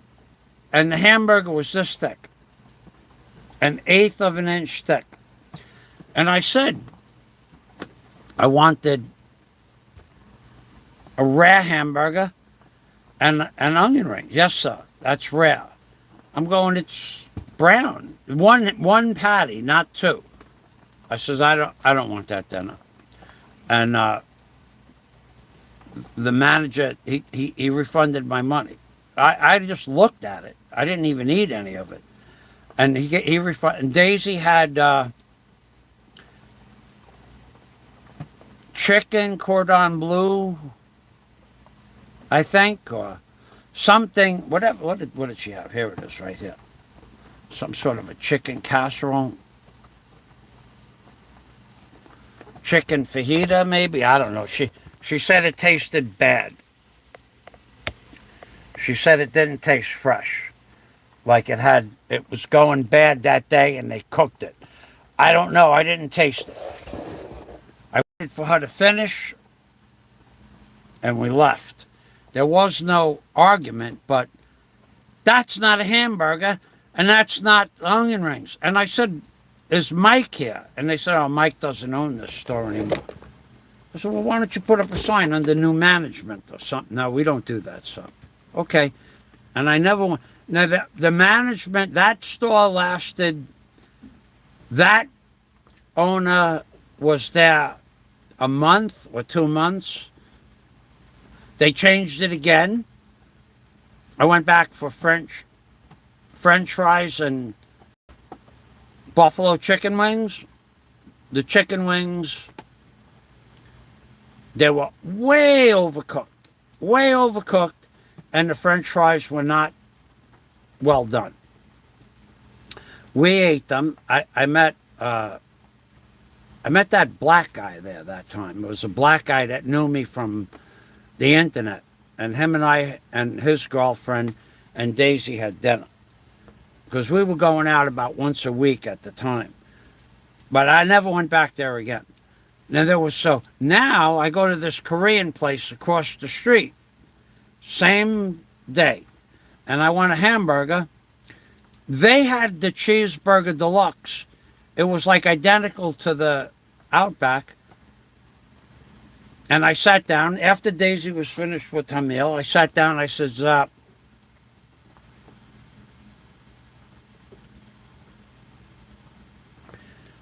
okay, I'll look at that in a moment. Thank you. I said to the Korean waitress, because we went right across the street. There's a hallway in Alona Beach. It has about 20 stores. Ice cream parlor, delicious ice cream, the good stuff. And Nathan's Frankfurters And the Korean store all the way at the end had hamburgers like that size. And I said, I want a cheeseburger deluxe with French fries, but I want it rare, no salt. They're no longer allowed to cook rare hamburgers. No longer. That was from the time that I went before with the police officer and his wife to now, whatever, they're not allowed to cook rare hamburgers. So I said, okay, I won't have it. So I didn't have a hamburger for years. So I was depraved and deprived.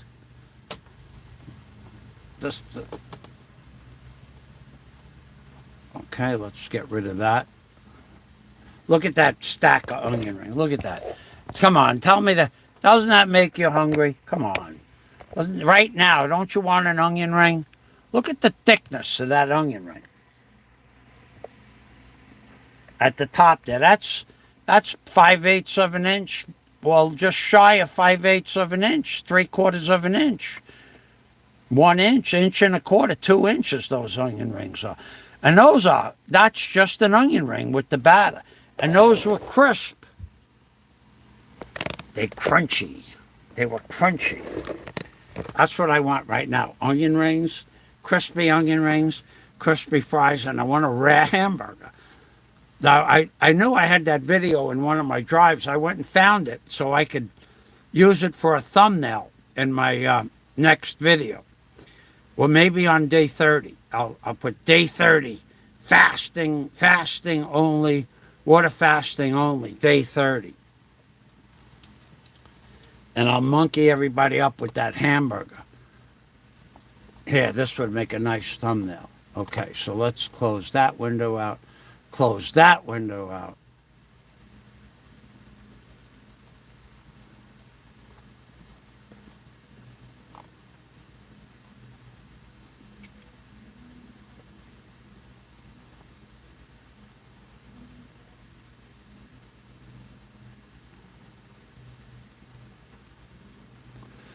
Talk for Alt says extra virgin. You could read it for yourself because this guy's he's an actual biologist. So he knows about this stuff. He has a degree in the biology stuff. Talk for Alt. Extra virgin olive oil gave a different by interesting fluorescent spectrum composed of 3 bands. 1 low intensity, double at 440 and 455 nanometers. NM. November Mike stands for nanometers. It's a measurement in chemistry, biology. 1 strong at 525 nanometers, and then 681 nanometers. Nanometer is a very small, you would measure a human hair in nanometers. Thank you, Talk for Alt.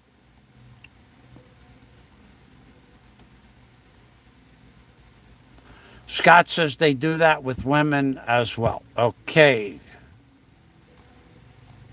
You know what I was thinking, Scott? That site that we're on?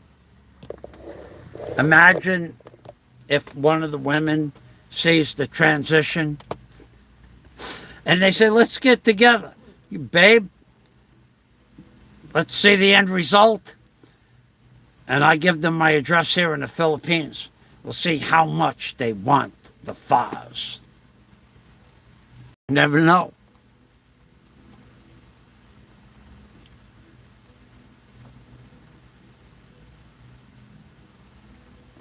More Talk for Alt. More Talk for Alt. More. He's here. He's here to stay, baby. He's passing out the information. And this is actual knowledge from a chemist. Biology, a real actual licensed college graduate chemist. Talk for Alt says JAOH YAC International. 2000, November, December 83, 6, semicolon 14359, fluorescent spectra, measurement of olive oil and other vegetable oils. B, Baker, Kilo, Cricadus, 1P, Shracalis. Okay, this sounds like, you know what this reminds me of? Klingon. Klingon. I'll read it fast in Klingon.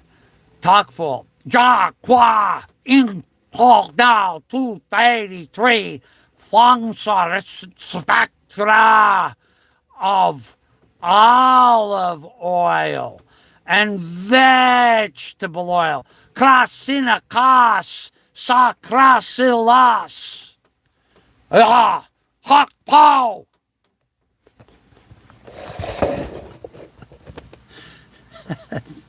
That's my best Klingon.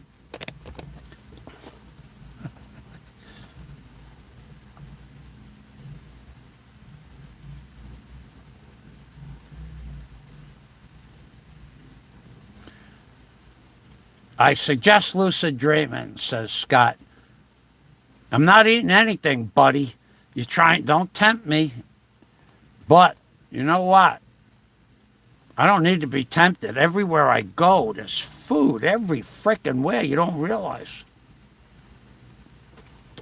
More Klingon. Here we go. Star Trek here. Talk for chemistry. Here we go. Let's take a look at chemistry, extra virgin olive oil. Pa, twa, twa, zak, ta, wong, woong, nang. Subscribers on YouTube.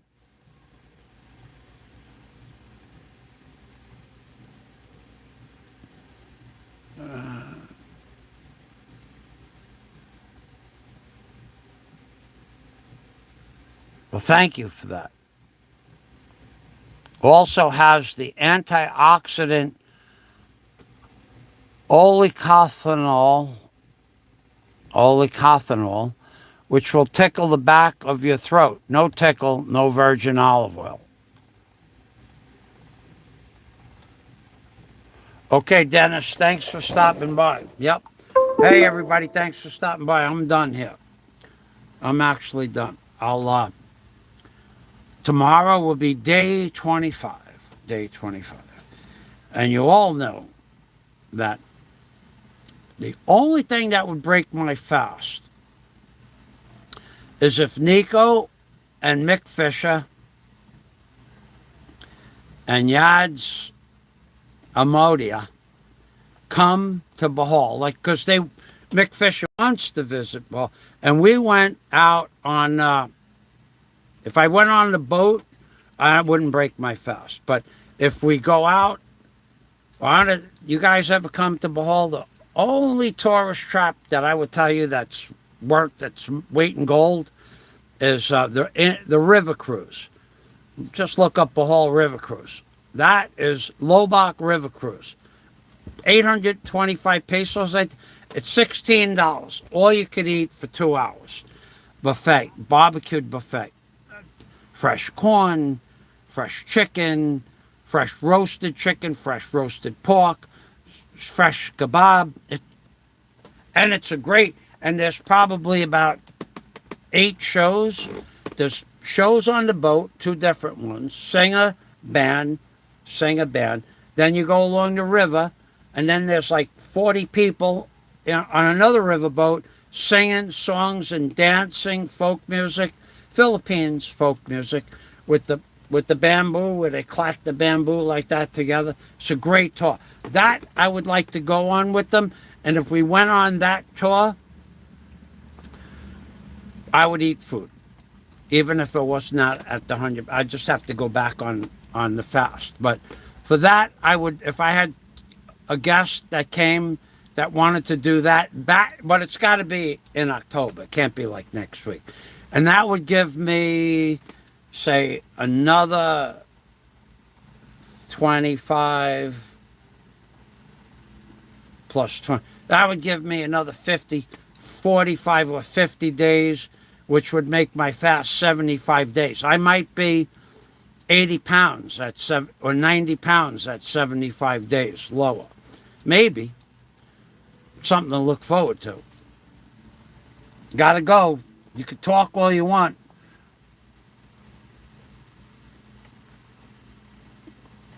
I'm not sure if it was simple as this, but here is what I found. All, talk for all, okay? Been my friend for many, many years. Let's read his comment. I'm not sure if it's as simple as this, but here's what I found. All pure virgin oils were found to exhibit a yellow fluorescence under ultraviolet light, while all refined oils show a blue fluorescence. Hey, bud, forgot the E at the end of that last word. It's okay, though. It's okay. All right, everybody, thanks for stopping by. I'm Ping Permy from the Philippines, from Niwang Ko, baby, Niwang Ko. That means skinny man. Skinny, the skinny guy. Niwang means thin. And of course, I'm Ping Permy means take care always. That's right, baby. Bye-bye for now.